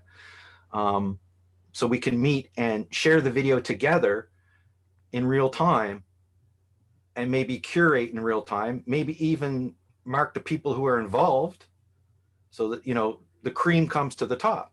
If, we make a tool, a game that we go through and find things. So Colin, could you, for example, right now, just search that word inspiring and see what videos that word was mentioned? Because that would be interesting, right? Just if that word has how many, wonder how quickly that can be done. Because if I can spell properly, that's the biggest thing. Inspiring, I think that's spelled right. Yeah. INSPIRING, inspiring, all eyes, all fair. So it's going through right now. or maybe it will. So now it's searching through all the GCC videos, right? I don't know Okay. what's going on. Oh, my CPU is, I guess, being mashed by all the things going on, because usually this thing's flying. Interesting. It's already found 10, But if you go, 13, 15.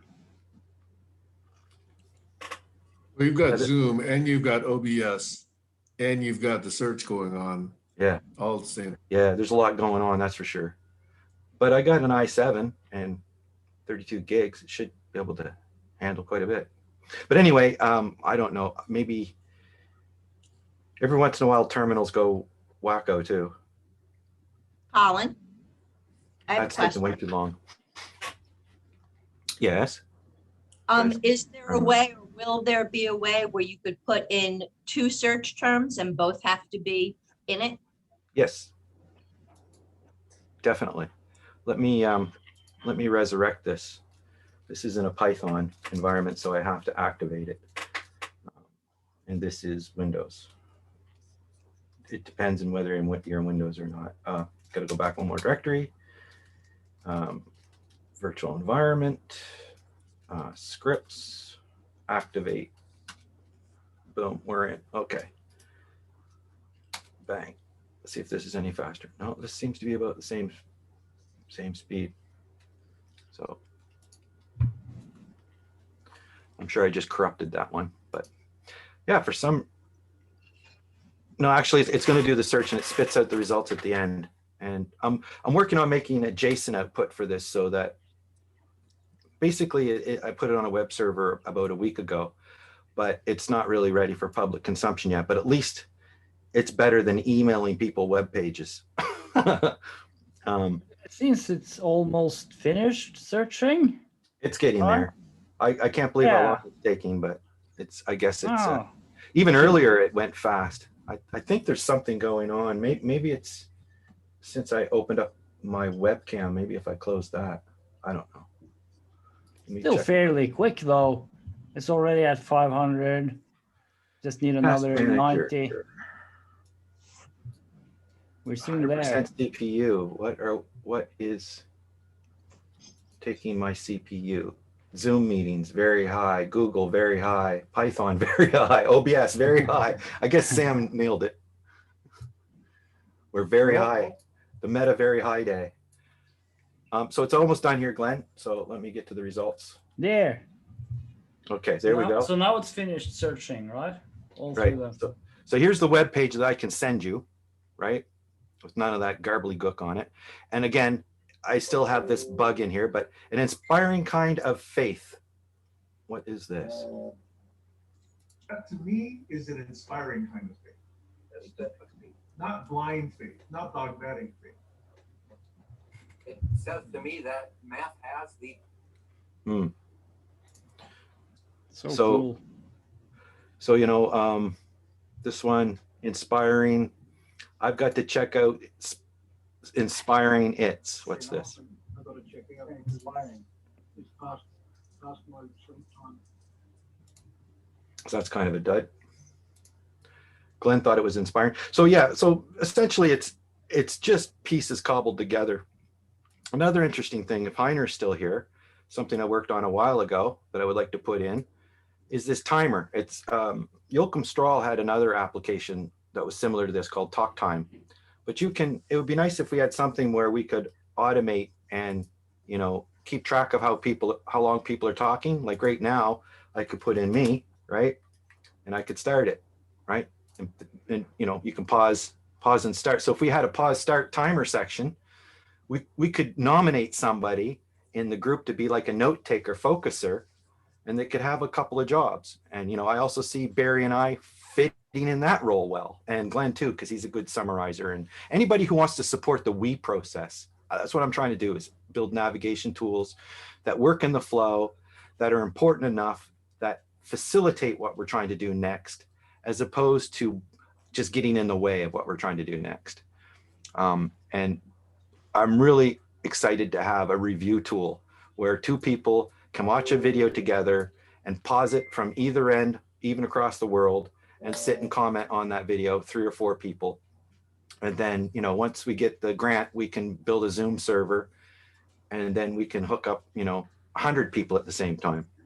But, you know, using the web technologies, it's just too demanding for individual peer-to-peer connections to manage all of that bandwidth, shuffling video back and forth to each other.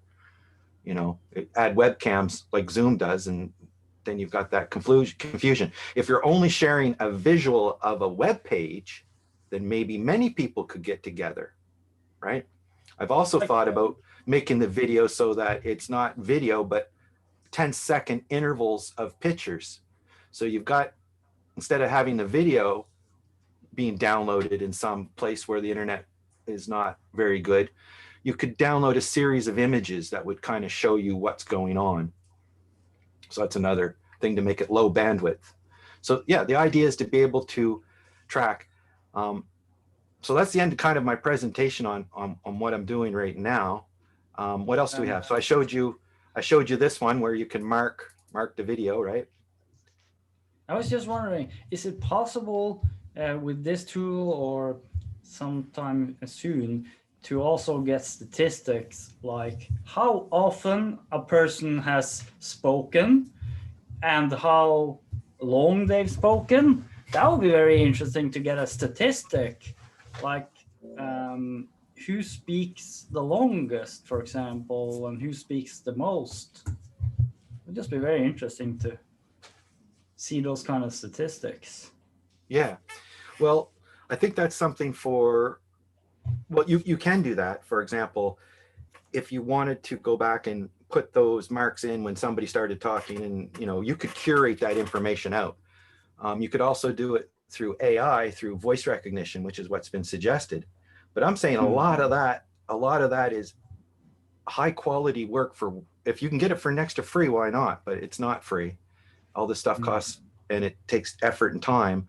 I'd rather try to go back and find out what we got that we want to bring forward to what's next and have people criticize. For example, on the share tool, there's a place also to add sentiment. So you might be watching the video, and instead of adding to the video not only who's speaking, what time you want to start the marking, but what's the sentiment right now? Is everything good? Is it inspiring? Are you speechless? Or is this bad stuff, right? So I kind of have that, where's that? I guess we're back to my small screen here, but if you look at this one here, here's like a little menu I'm building. The idea is this menu will pop up when you click this button. This menu will pop up. Screen share, Colin, and there's a video playing as well, I think. No, that's not me. That might be Sam or Kayla. I'm not sure who. I'm not sure. You ate one box and I ate 2. Screen share. It's not me. Audio is coming from Sam, the house. Okay. So yeah, and Barry put a lot of suggested words in there too. And, you know, that's something I can do to facilitate Barry is to, you know, let me get back to that window. Oh yeah, you want me to screen share? Sorry. Screen share. 1. So when you find when you put in a term, can you find quickly the first time it was introduced? That was what Barry asked about. Yes, it is, as long as the videos are in chronological order, you can search, but a lot of this metadata is sketchy, right? Okay. So I think I see kind of the power of humans going back and curating what's valuable out of it. Humans deciding out of what we found. Another thing is it's just interesting. For example, I put in the word, I think it was backstory. That's what I was searching for. So if we go, let's go to that one. Let's go to the one I have online. Is it Videry? It's the Videry here. Okay, here we go. This is the one on, this top is the idea of what the application is going to become. There's going to be one full screen video at the top with buttons on it, right? And all of the search stuff is going to be navigation stuff that's going to be presented to you. right now the navigation is just a long list of stuff, which is not a very good way to present things. But if we go to GCC and look at backstory, and right there, Stacy, I know you're gone, but there's an example of backstory and backstory in case the recognition decided backstory was 2 words instead of 1, right? Because it matters if it's 1 word or not when you're searching. And it's an espresso maker. So we go down to here, backstory. And we can look at the dates on some of these videos. This is 2021-06. So let's go back a little ways. Let's go back a little ways. Let's go to, I wish I can remember, there's a Graham Sam, see now we have stuff that's not specifically GCC in here because this is coming off of Sam's GCC list, right? So there's a Graham one-on-one with Sam right there. And the one-on-one with Sam and Barry's in here that I haven't watched yet for anybody who wants to know. Because I think it would just be an exercise in frustration and not presented positive. Sam and Barry? Yeah, I saw that one. Oh, what was your impression of that? Did they hammer me or did they No, Sam was very passionate and he said some very wise things. Okay, well, I guess it's worth watching it. Working backstory, this Norwegian. Here, let's look at this. And you definitely need to. I'm working on a backstory. This is it. Norwegian, and I need to name a baby boy. Right, and so right now they only play for 10 seconds because I haven't given it an end time. So instead of the tool just playing forever, I just chose 10 seconds as a default. But any one of these, and also if you had a knowledge trail, you could think of one of these playing into the next one, playing into the next one automatically, right? So Colin, could you like send me a link to one of those web pages like inspiring and backstory, for example, so that I could just watch through it? Is that possible? This is online right now. Is that everything it came with? It's just not very, it's just be very careful. I got to get rid of these things. I'll touch it up a little bit today so that this annoying thing is gone. But it's a little tricky to use.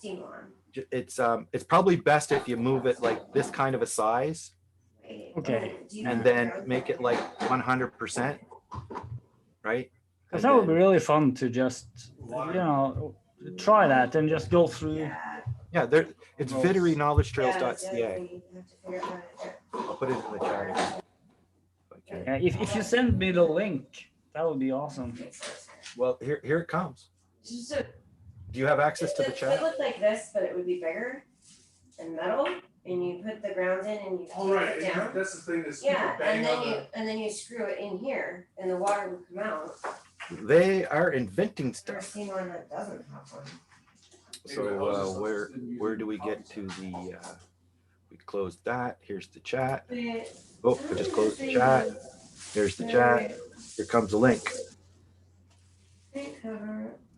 So you go there right now, Glenn, and tell me what trouble you have. And maybe you could share your screen. Okay, I'll try to go there. Yeah. Measuring, spin, and tamper. Okay, should I share the screen? Yeah, sure. And I'll walk you through it a little bit, and your experience may help others. And you too, Barry, if you want to. Okay, so here I am. Okay, so this stuff below the stuff that's scrolling is the actual good stuff. All right, and each one of these is the searches. So basically what you have is you have a card, and the card is a picture at the top of the word cloud, and then a space for an embedded video. Okay, so you got the word cloud, a space for an embedded video that's kind of messed up right now. Forget about this top piece. That's not okay. But this is just a little bit of Feynman. I was wondering if you could share the link. Go to the top. Go to the top. Okay, I'm at the top. There's a GCC link at the top on the right. Okay, there you go. Yeah. There's all the different pages. So backstory was the one we were looking at. Okay, backstory. Yeah, just forget about this video at the top. That's the way it's going to be in the near future. you're kind of caught me halfway in between development because I embedded a page on another page, right? So So now I scroll down, everything's below. There you go. So now there's a start of a card. okay. you- Here we Yeah, go. why don't you make this so it's not full screen? Just make it so it's like one. I'm not sure how to do that. Well, Just okay. double click your toolbar at the very top. Yeah, in between, Yeah. in the white spot at the very top, just double click it. Go very top of your screen Yeah. and then double click. No, but. Okay. There you go. Yeah. And just make it smaller. Bring it in so it's not so wide. See, obviously it needs a little bit of user presentation work, but I think it's better if you make it a little bit smaller. It's more manageable. The cards are smaller. If the card gets I'm too down big, to it's have to like, get a room can't see at, where at, you're at going. a pool. A pool. So here we got. Just a sec. I'm gonna try sound check with Sam. Hey, Sam. Sam, could you mute your microphone, please? If you can hear us. Sorry about that. No problem. Sounds like you're having Okay. good fun. I'm trying to make a coffee with a brand new coffee maker. Okay, so I'm trying to. Well, figure it sounds out. wonderful. Sounds wonderful. That reminds me, I have a coffee waiting for me. So now Okay, so there you go, I'm Glenn. down at the bottom. click- Is that the first? I'm clicking Yeah, this so- one. Here we go. There you go. That's the very back. That's the very earliest record of backstory. Ah, okay. Cool. And the ones at the top are the latest. And the idea is that big blank space shouldn't be there. That's not helping. I can't hear the audio. And as you see, it plays for 10 seconds. But if you go up to, what was the one I found with Bebe? That was a little, but wait a minute. You only saw. Why did we only hear 10 seconds? Because that's the way the trail's set up right now. If you want to hear the whole thing, you have to click the little video icon. Okay, where's that? Top right Video. corner of the card. That one. So- Okay. Yep. Yeah, That'll here play. we go. There you go. That'll play the whole thing. And you can move the bar wherever you want.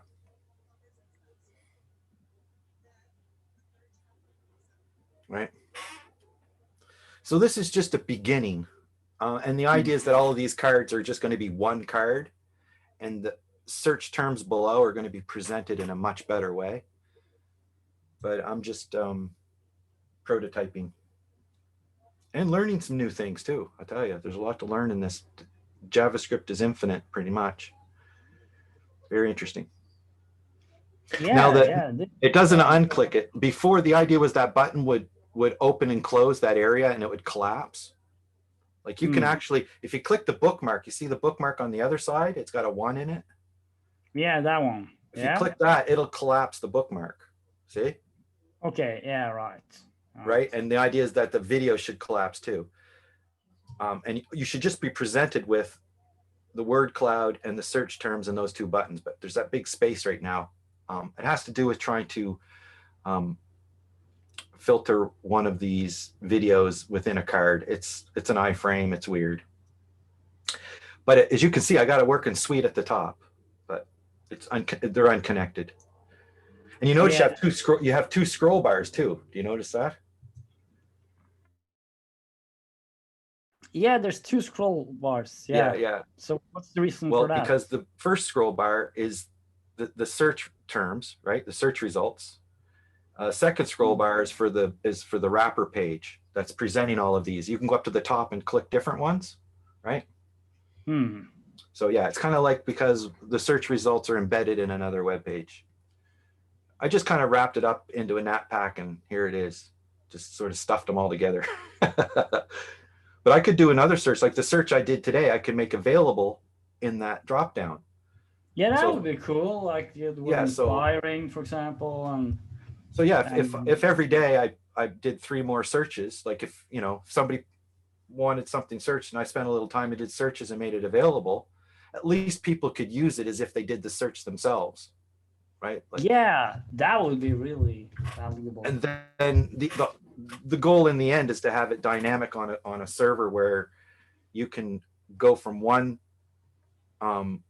search, click on a word, go into another search, and also invite somebody else to be with you, to witness what you found and mark and curate it. You saying something there? Are you, Josh? Doing some wonderful stuff there, Josh. I see you there. I don't know if that was your hand up or. Yeah, no, I was waving to Barry. Barry said hi. I Okay. was just waving to Barry. I don't. Yeah, looks good, Colin. I don't see Barry there. But yeah, so the goal of what I've been working on the last couple of days has been the one where you overlay the video with buttons so that the people who are watching the video together can interact with the video together. So it brings it together as a joint experience watching the video. And then I also, I'm thinking through it. I'm saying, yeah, and you need a way to pull away from the tether of other people pausing your video. Like if all of a sudden you're watching a segment and people are off in a conversation and they keep pausing it and talking it, and like you're on another wavelength and you want to keep watching what's happening right now, you should be able to have, disallow other people to pause the video. I want to continue and, talk to you guys later. So there's allow people to control what you're seeing, but also take that control away. Okay. So you could just click sync again and you'd be right back into the conversation right at the part of the video where everybody's watching, right? But you could bookmark a point of the video to talk about next. So you see what I'm saying? This is a way to actually show and tell in a knowledge trail kind of way with the actual material, as opposed to everybody complaining I'm talking about people, when I can show that, this is the focus we had. Where did that focus go? It seems like Barry has used the word backstory quite a bit. Oh, yeah, he's used it quite a bit. Yeah. It's in the model of drama theory that I wrote up about 20 years ago. It's a key term in the fundamental model of the storybook character. Okay. Yeah. And I noticed it's spelt as one word every time you found it, but I searched for two words as well. There's another. Okay. Is there any way you can make it so we can hear that, Glenn? Yeah, just one. When you share your screen, you have to enable the audio from your main system. It's a feature when you turn on the screen share. Okay. Screen share window. Might have to turn off the screen share, click the little checkbox, and then turn it back on again. Should I try that? Okay, let me see. And I'll check the box and then enable wait a minute. Yeah, optimize screen sharing for video clip, maybe. Yeah. Or share computer sound. Yes, that's it. Share computer sounds. Then when you play something that's got music or audio in it, it'll be included in the screen share to Zoom. Which option is that under? Screen share? It's a little checkbox at the bottom left when you pick the window to share. Okay, let me try it. Tell it and not only just share the video, but also share the audio. Okay. Here, let's try it. This is. I've got so many windows that look like other windows. I'm just like in virtual reality meta. Yeah. She's got a brand new book out on empathy, and she discloses her backstory.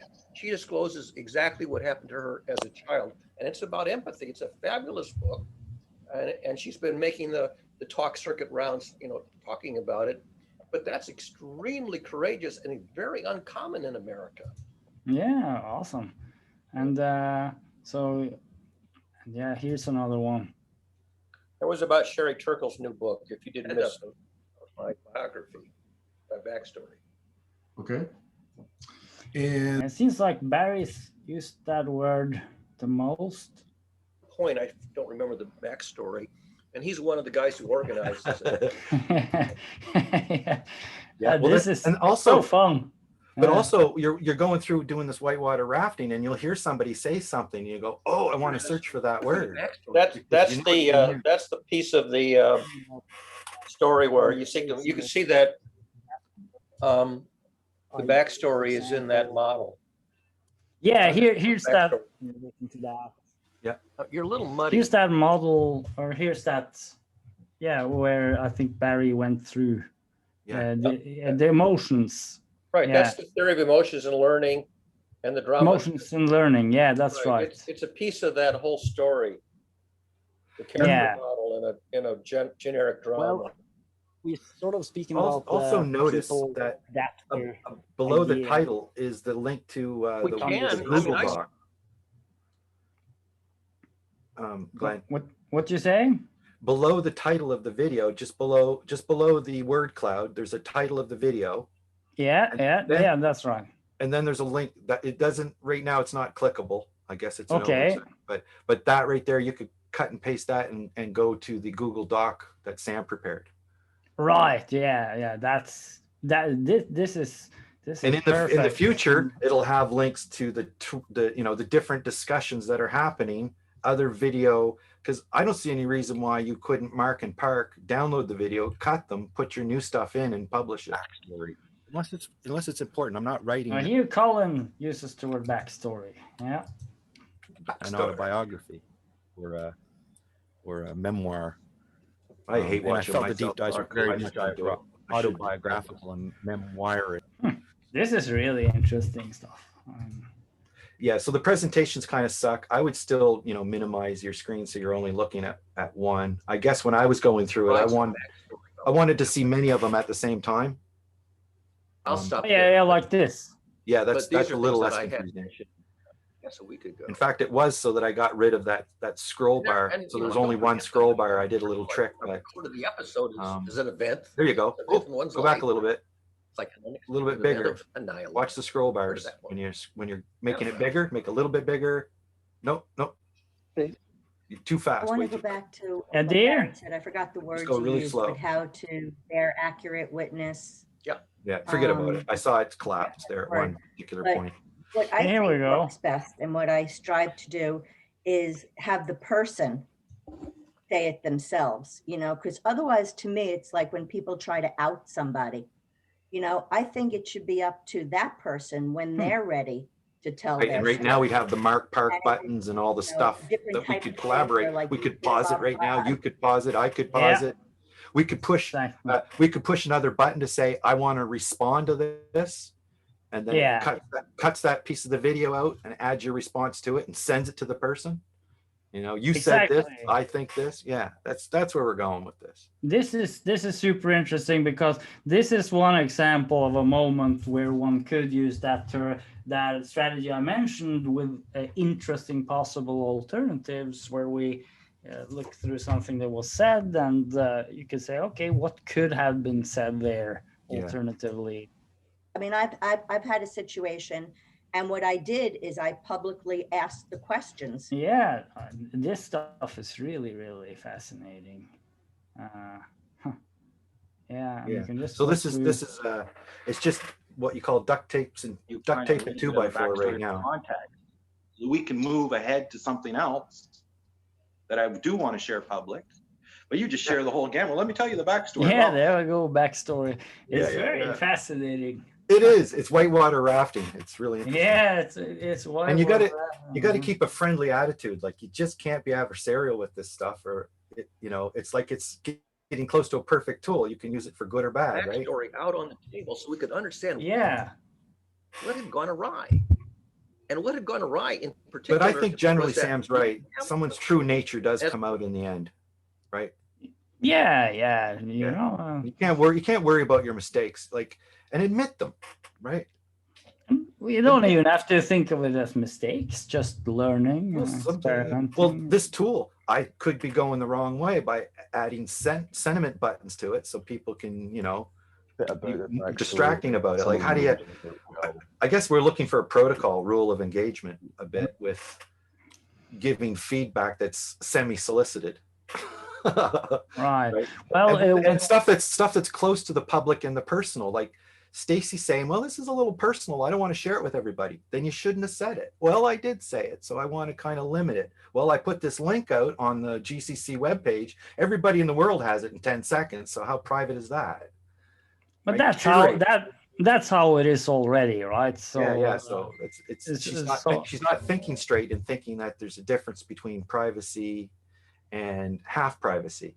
Right now, the privacy is it's all hidden in piles.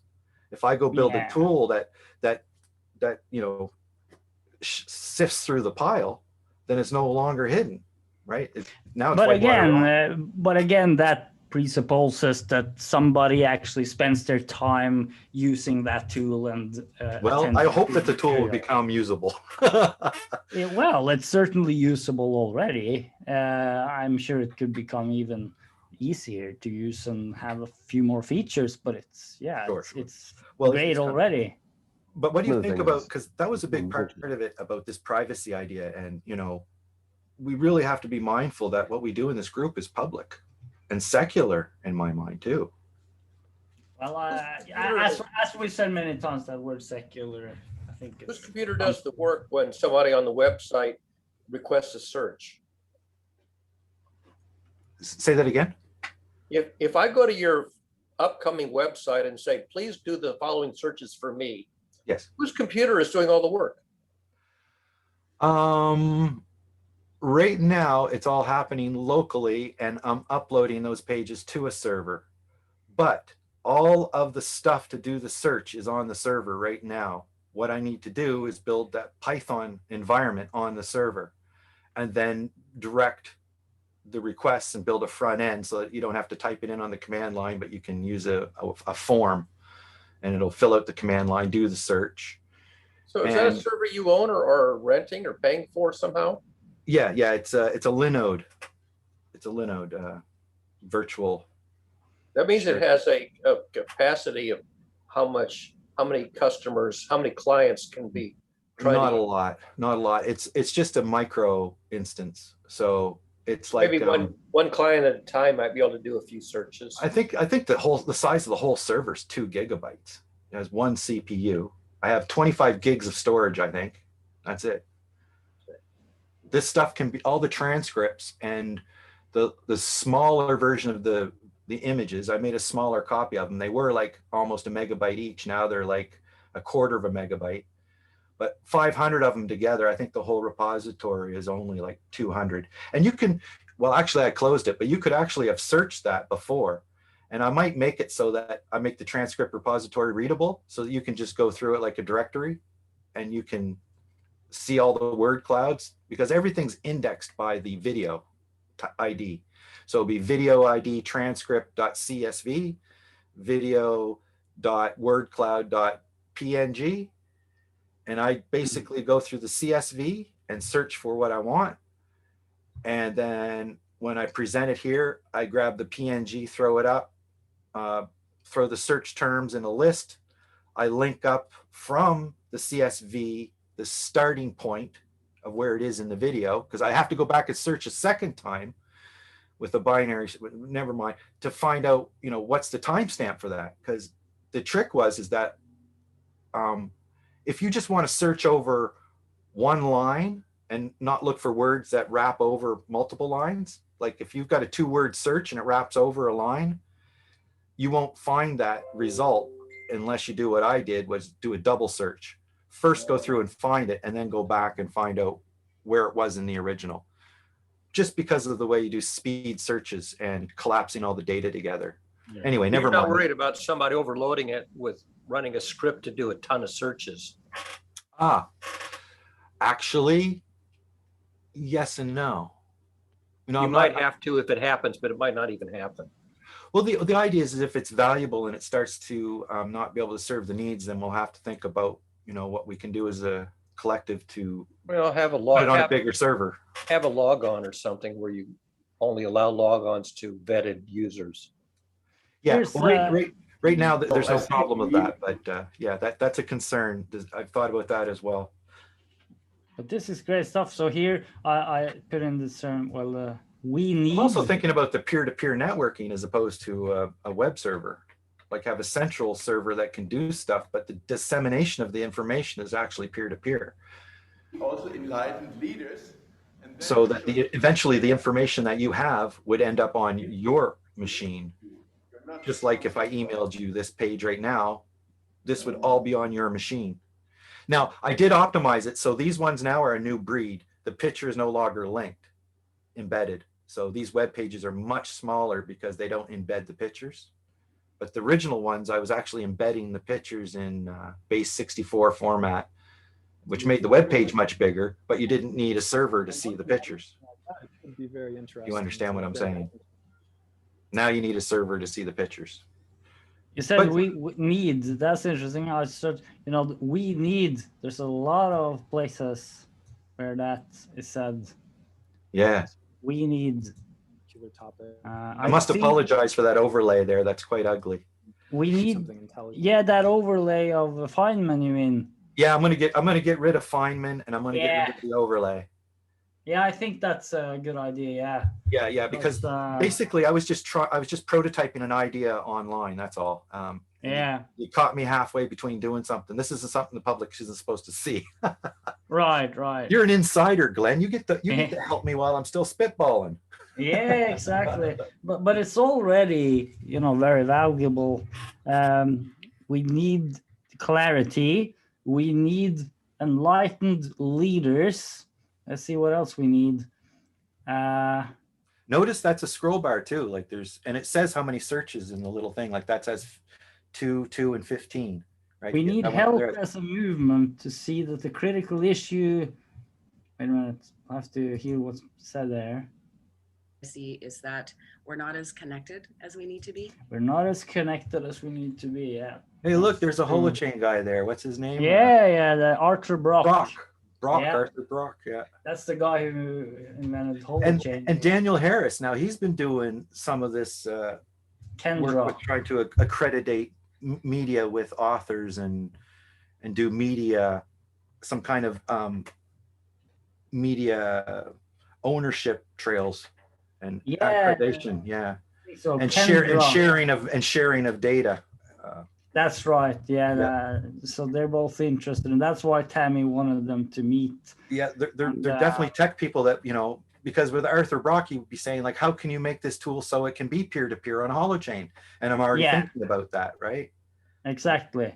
And what you would do is, I think you would watch the video together, make bookmarks, and then some server somewhere would do the brute hard work of, you know, downloading the videos, chopping out the slices, merging them together, and then making it available. So sort of like ordering takeout. Yeah. And some server somewhere has to do the brute work, right? But the actual people jamming are, you know, they're doing their knowledge work together peer to peer, and then they're offloading the server work to wherever. Yeah. So that's kind of the model. Be talking about, and it for me the reason I watched this stuff. Charlton. Yeah, I watched this conversation a long time ago. I actually watched some of this stuff even before first time I joined. Why this check? This stuff brings up emotions too, like, and you know, like I got a little bit emotional watching the one with Bebe and looking how much support she was getting, and then knowing the story of kind of how that energy kind of just petered out. And how it but that's how it always is, actually. I mean, so that's I think that's an important thing to come back. Not only our difficulties and frustration, you know, these are difficulties and frustrations that we can learn from instead of being ashamed of. Yeah, absolutely. I mean, it's very typical issues. So it is a shame. It is a shame. There's no question. Well, I don't know. It can be. But to make a commitment to somebody and not follow through is a shame. Yes. In a way, it is, but at the same time, it happens pretty much all the time. Well, some people's words and time management is better than other people's, and I do think we all get excited and say, "Oh yeah, I'd love to help out in that." And you know, if there's not really something to know what's next, it's not, you know, it's nobody's fault that it's a shame. It's just that what's next wasn't really clear. Yeah, so, that is a kind of a fundamental challenge of this kind of decentralized, leaderless collaboration to follow through on initiatives and ideas. Like I resent Stacy saying today that I'm trying to beg for time to show my stuff. I'm not trying to beg for time. I'm trying to suss out interests so that I'm not bothering people. And like Barry's got a really good point with, you know, amount of words uttered to, you know, information conveyed. That is a principle of mine too. I say it like, speak less, say more. That's how I say it. And I'm hoping these tools will help that by navigating our mentors and good ideas that we want to participate in and keep alive, and facilitating what's next. Just a matter of course of being on the knowledge trail. Like, this is what I want. It's almost like being at a what do you call it? One of those theme parks. You want to run from one ride to the next. Yeah, I want to help with this. Oh, I want to help with that. And it's like, well, Yeah. it can't be theme park every day, but where's the reality of what we're doing? Are we deluding ourselves at a theme park, or are we actually doing the work? And I think you doing Schmottenberger is doing the work. I think me building this tool is doing the work. Sam doing the curating is doing the work. I think we're all doing stuff, and I'm really happy today to hear that everybody kind of had something in the hopper that they wanted to share with what's next. Yeah, I think we got a lot in the hopper. I mean, but that is really a challenge in itself that's worth looking at. Just being able to follow through on the ideas that exist in the space, because that sure doesn't happen by itself. And, think about the game of discernment now. You've played that with me before. Well, we went through Infinity. Yeah. I think can you imagine mixing that idea of the game of discernment with making terms and Sam's terminology, with actually building video trails that you could see on a Coggle map and then go back? Oh yeah. You that see would where be you really cool. Yeah. Yeah. So I'm looking. By the way, I'm ready to do the continuation of that, because we talked about that. So sometime, I don't know, maybe tomorrow. I mean, if you're up for it, we could do one of those, because we don't have to record it necessarily, or we could. I mean, it's the same for me. But well, I like it's not a matter of not recording it. It's like, how do we share the stuff that we're really proud of that we recorded, and how do we know when we have it and it doesn't get confused with all the other stuff that's just kind of draft work. And Sam says, well, the draft notes are important, and I'm saying, yeah, well, the draft notes are over piling the good notes. Maybe actually the practice of the game of discernment is the way to address that, because if we do that and do it well, then we will come upon sort of the core material if you get each other's knowledge trail. Yes. Basically. And we get to clarify our positions and really get a kind of a well-worked idea that's being transmitted. So and hopefully fundamental with our mentors, because I'm trying to really push the idea of having our mentors, stand with us in what we're saying. And when our mentors are wrong, when can we say, well, you know what, I used to agree with this guy named Trump, but you know what, I don't really agree with him anymore. But if you come to the meeting like Tom Olstrom and trying to present ideas, some good and some not so good, so what's the protocol of saying, well, your mentor there, he doesn't really have a lot of credible sources, and he seems to be working off of emotions more than he's working off of facts. And that was part of today, that conversation today about emotions versus facts, that I think is really a really good conversation. And it's the takeaway I get from the book Sapiens. Hey, Josh, Hey, Joshua. Falling asleep on us, buddy? What time is it? You want to say hello? Yeah, I did actually. I've been trying to, QCell is just holding the baby for a second. I'm on baby duty this morning. Hey. But yeah, I'm just listening to you guys. It's like, I don't know. I feel like I just rewound back 3 or 4 years when me and Glenn did the same exact thing in JavaScript on WordPress. Like yes. It's all curating and respecting what we've done. It's all it is. Yeah, I love seeing you have fun, Colin. The JavaScript and all that stuff. So cool. Is everything still on the YouTube, or did you pull it off of YouTube, Colin? Everything on YouTube. I never pulled everything anywheres. All right, it's all on YouTube. Everything could all just go gone if it gets off YouTube. Oh, could it? Or is it stored somewhere else as well? Well, I trust that Sam would never do that. But it's not about that. It's just YouTube. I could call them up right now and say, every video with me, my likeness, take it down. Yeah, and not only that, Sam might go on some rant and YouTube shuts him down, right? Like, I think he's exactly. So. And there's a lot of in America right now, a lot of things are getting just, there's demonetized first, and then they keep it up there, but it's their servers. It's not, Sam doesn't own those servers. He's renting them That's out. true. Well, that's a GCC we conversation that I try to have, and I think that some of the GCC we conversations are. Well, I came to. I think that's in context, that conversation. Yeah, I didn't want to have that conversation as much as to share with you what I'm learning about GPT-3. And I was wondering, Colin, if you're using any sort of format, if you've signed up to have access to GPT-3. I've nosed around the AI stuff. Some speech recognition stuff I've been doing. Yeah, I'm a novice too, but I've been hanging out with experts and they're just blowing my mind. Like, pull me into some tutorials and stuff. Yeah, like just go to OpenAI. Go to just do it myself. OpenAI and I'll have just to sign up for it. I'll think share I've been with you there. a trick my friend did is she said that she was a non-for-profit and got access to it. So she signed up with her friend's non-for-profit.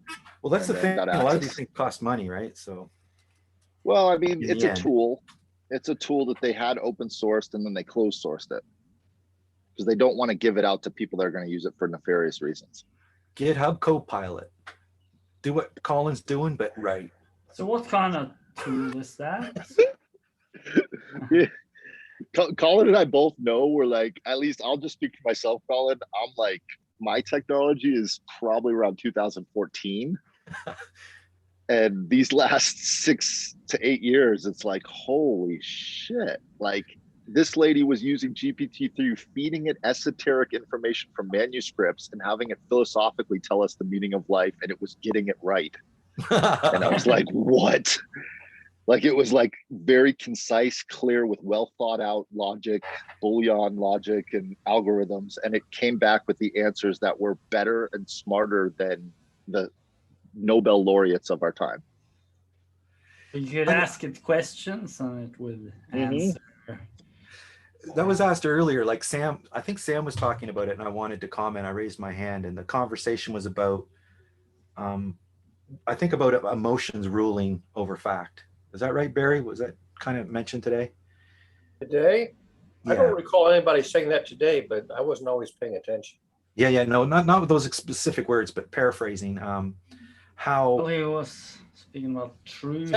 Sam did talk about, and Stacy talked about the prudence of disclosing emotions and expressing emotions without just mentioning them, but enacting emotions so that it's genuine. You can say, I'm really very angry about that. Or you can say, oh, I'm really, you really, emote the anger so that it's unmistakable. So there's this issue between mentioning an emotion and expressing an emotion very dramatically. Go ahead, Josh. I was just going to share, they're writing scripts right now for AI that are on GitHub that you can get that will do stress tests for voice analysis. And you can run that through the machine learning. And it will literally go into the audio and say when it hits not just decibel levels, but tones. Yeah. And if you wrote the right AI script. Yeah. There you go. That's like the sentiment button on the bottom. I'm just saying everything I dreamed about AI 5 sentiment. years. Yeah. So I'm sorry to cut you off, Colin. I don't mean to be quick, no, but I have to get back to the baby in 5 minutes. I got 5 minutes to speak. I'm like, please speak. Josh, tell us about it. So Glenn, when we first started this and you and I were going through the WordPress, we both got like overwhelmed because there was all these people and blah, blah, blah. And there was so much video and we were going through it. And I looked at you, I remember this moment, I looked at you on Zoom and I said, you know what, let's just wait 4 or 5 years and let the AI do it. Do you remember when I said that? Yeah, that's right. So it's been 4 years now. Let's let the AI do it. Yeah. Except for it's not free, that's all. And I'm saying, why don't we own manually what we can and enhance with AI as well? Yes, like you need both. But for 4 years, I've been saying, why don't we put this in a trust where a trust owns our likeliness and our copiness, and then we all agree, and the people that don't agree, we take them out of the videos to be respectful to them and to what they did. And then in doing that, we get consent.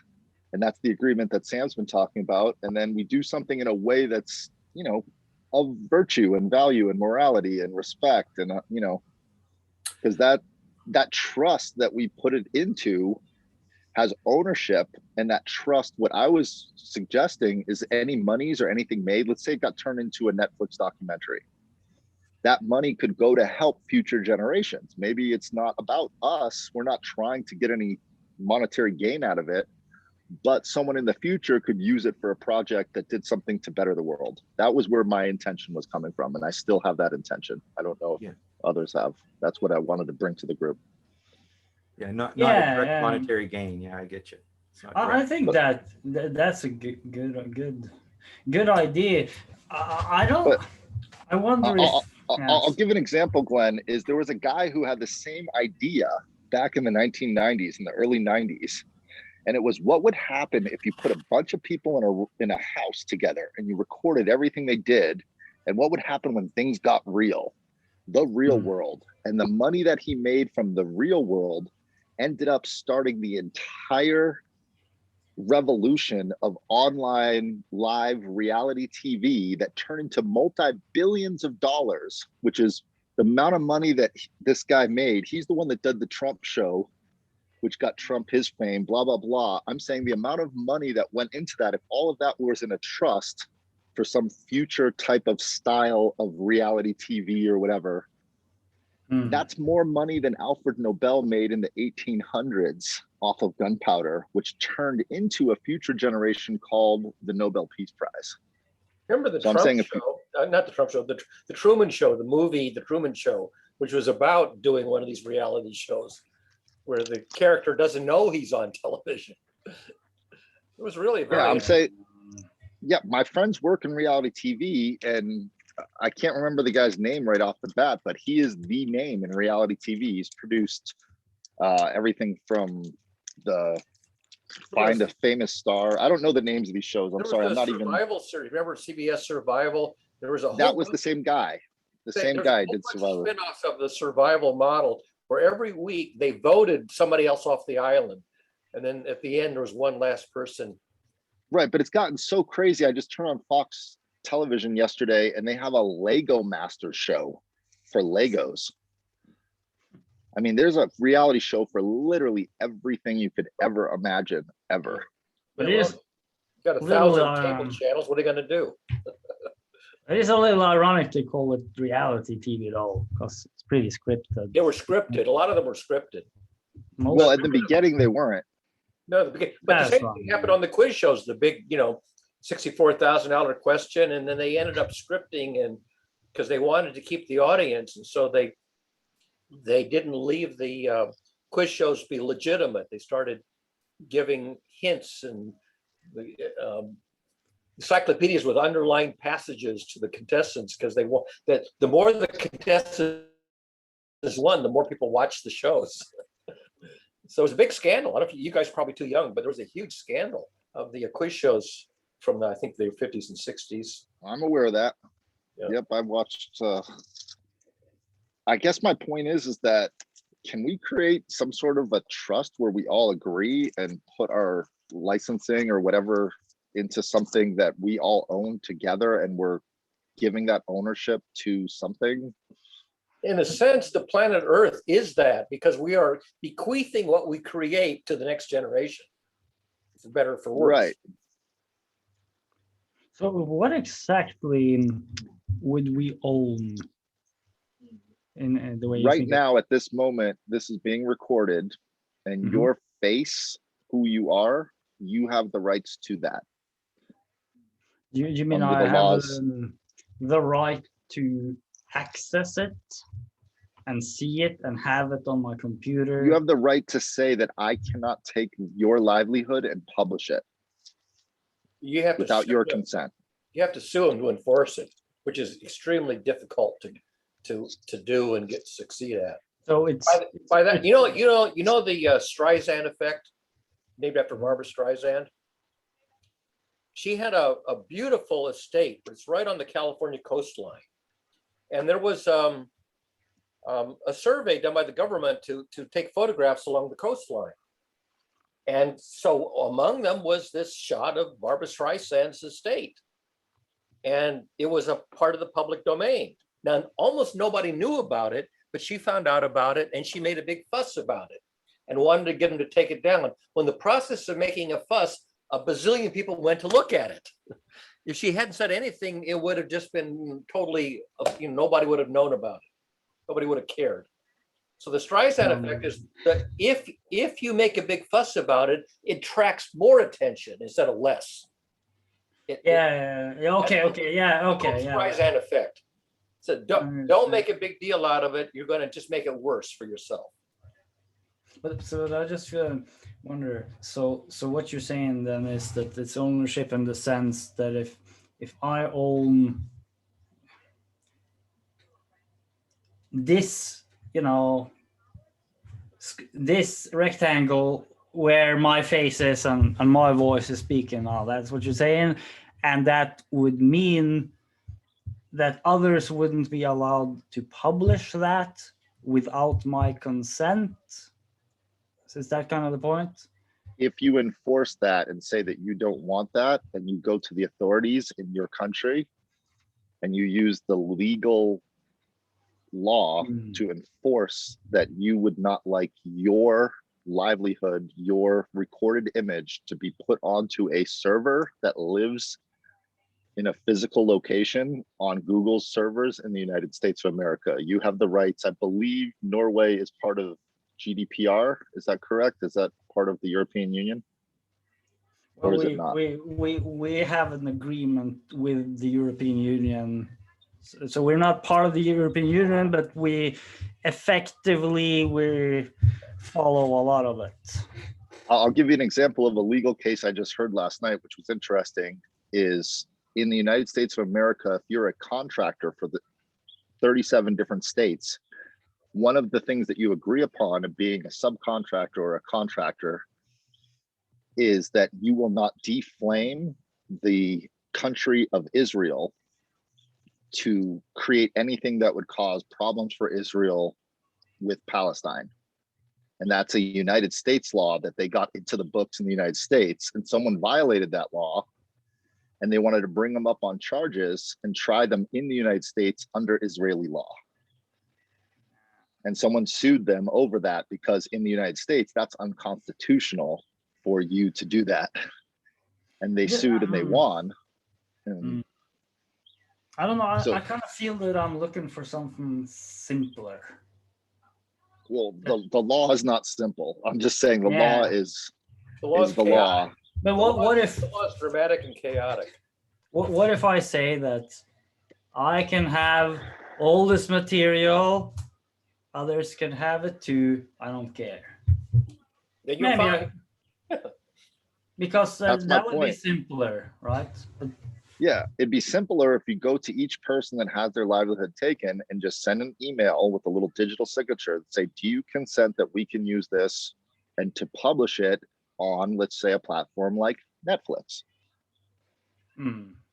There would be or if you sign a contract, you say, I'm giving the rights to publish on all mediums everywhere, both on television and corporations and on the internet with my like that's what legal purposes are. Yeah. So that later on, if there was a monetary gain from that publishing, that monetary gain is not, you're not going to get sued for that monetary gain. Meaning you're putting that into a trust or into some sort of legal entity that owns that they're signing. When you sign a signature for a contract, you have to sign it with an entity.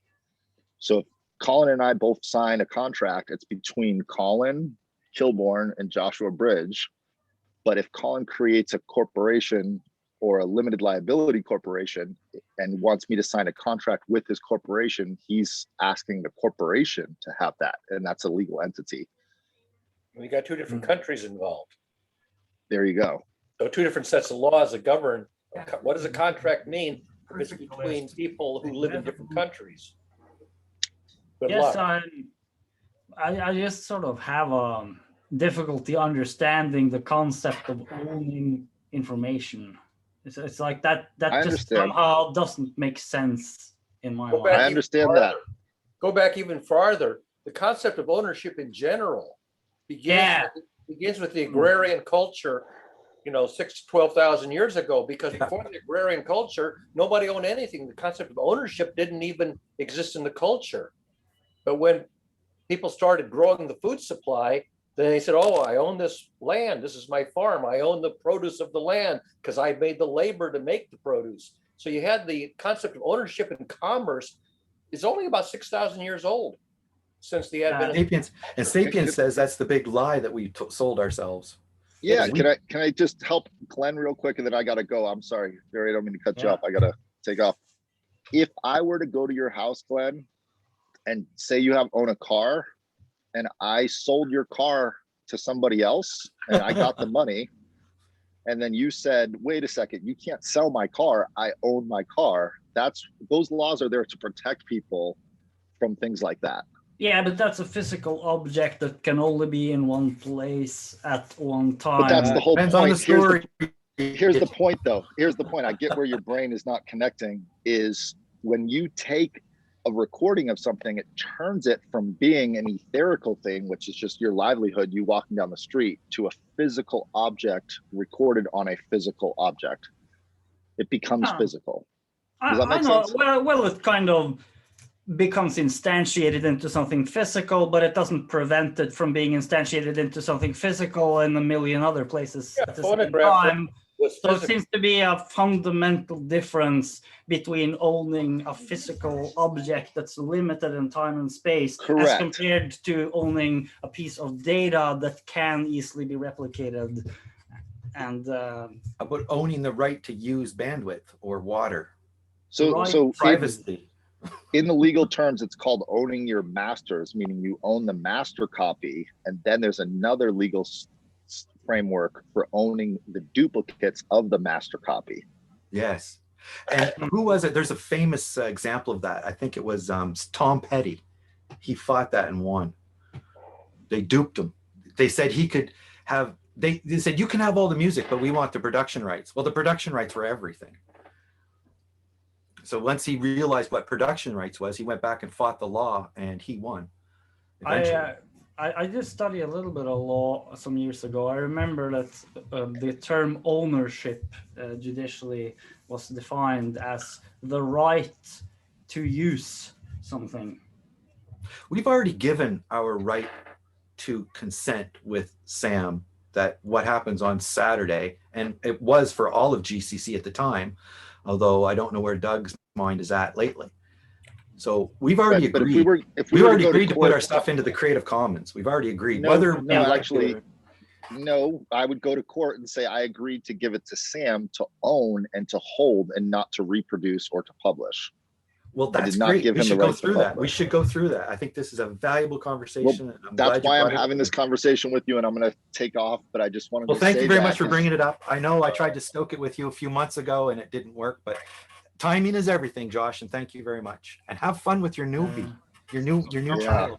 That's wonderful. I put a word in the chat, a funky word called usufruct.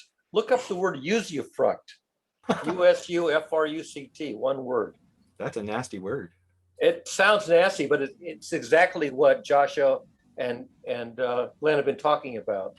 Well, that's good. I'm glad there's a word. Usufruct. The right to enjoy and use the advantages of another's property short of destruction or waste of its substance. So if you can have a copy and share it without hurting it, why not? Is that the idea?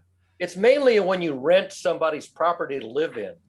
You have usufruct. You can live in the property and you can have exclusive use of it, but you can't destroy it or do anything, So when you're done with the rental lease, then you give it back the way you found it. But that's where the word comes from. So, but let's just tie this back to data, because... Hold on, before you do, Glenn, I just want to announce I fixed the tool. So the overlay is gone and the Feynman video is gone, and you can usufruct it all you want. Wonderful. Yeah. By the way, that's going to be in the usage of who introduced a word and who used it next. Yeah. No, I like picking up words and models, especially models for something I've been thinking of. Yeah. So much more powerful to have a model that you can point to and a mentor who's thought about it and really makes it clear. That's where I want to be more